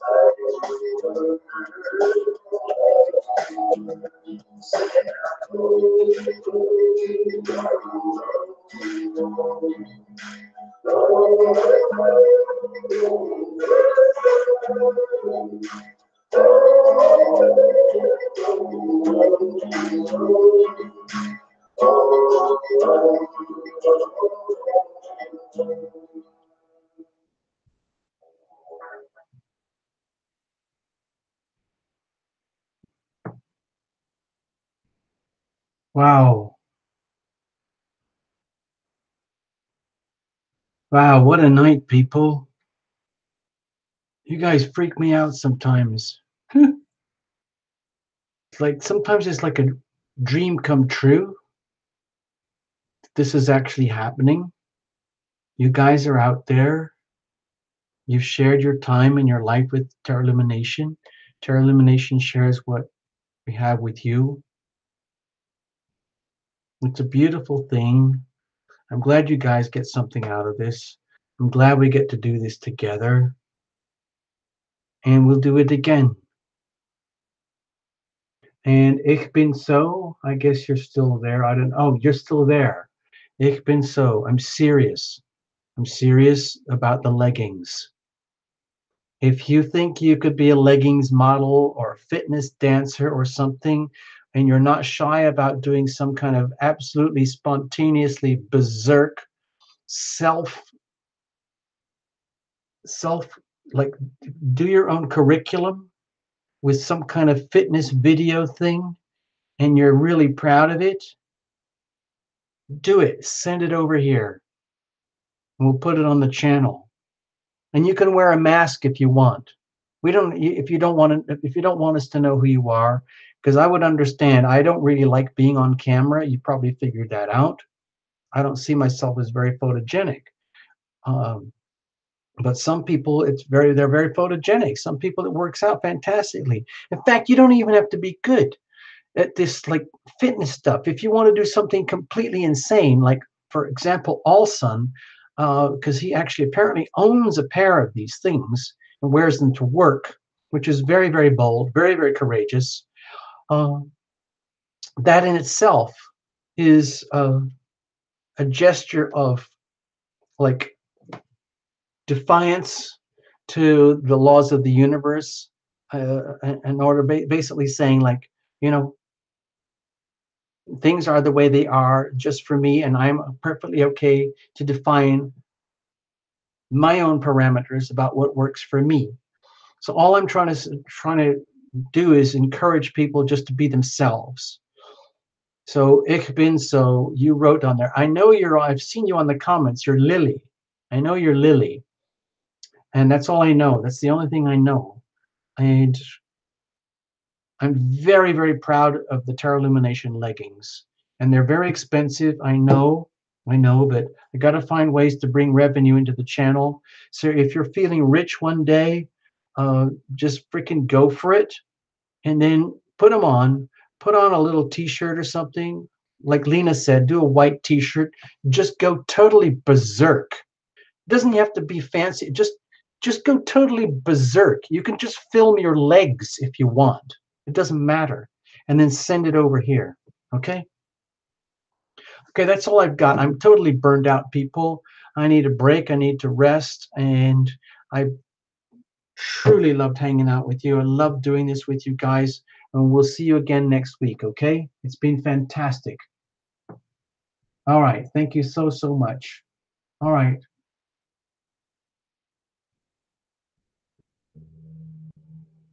Yeah, you can ask your boy to do it for you. That's fine. It doesn't matter. Honestly, it doesn't matter. You don't have to be a yoga model to do this stuff. Okay? It doesn't matter. It's just about having fun, being happy. Okay. Good night, everybody. It's been fantastic. So, so much fun. Bye bye. Have a super week. See you all again soon. Bye bye. Bye bye. Bye bye. Bye bye, Jeanette. Bye bye, everybody.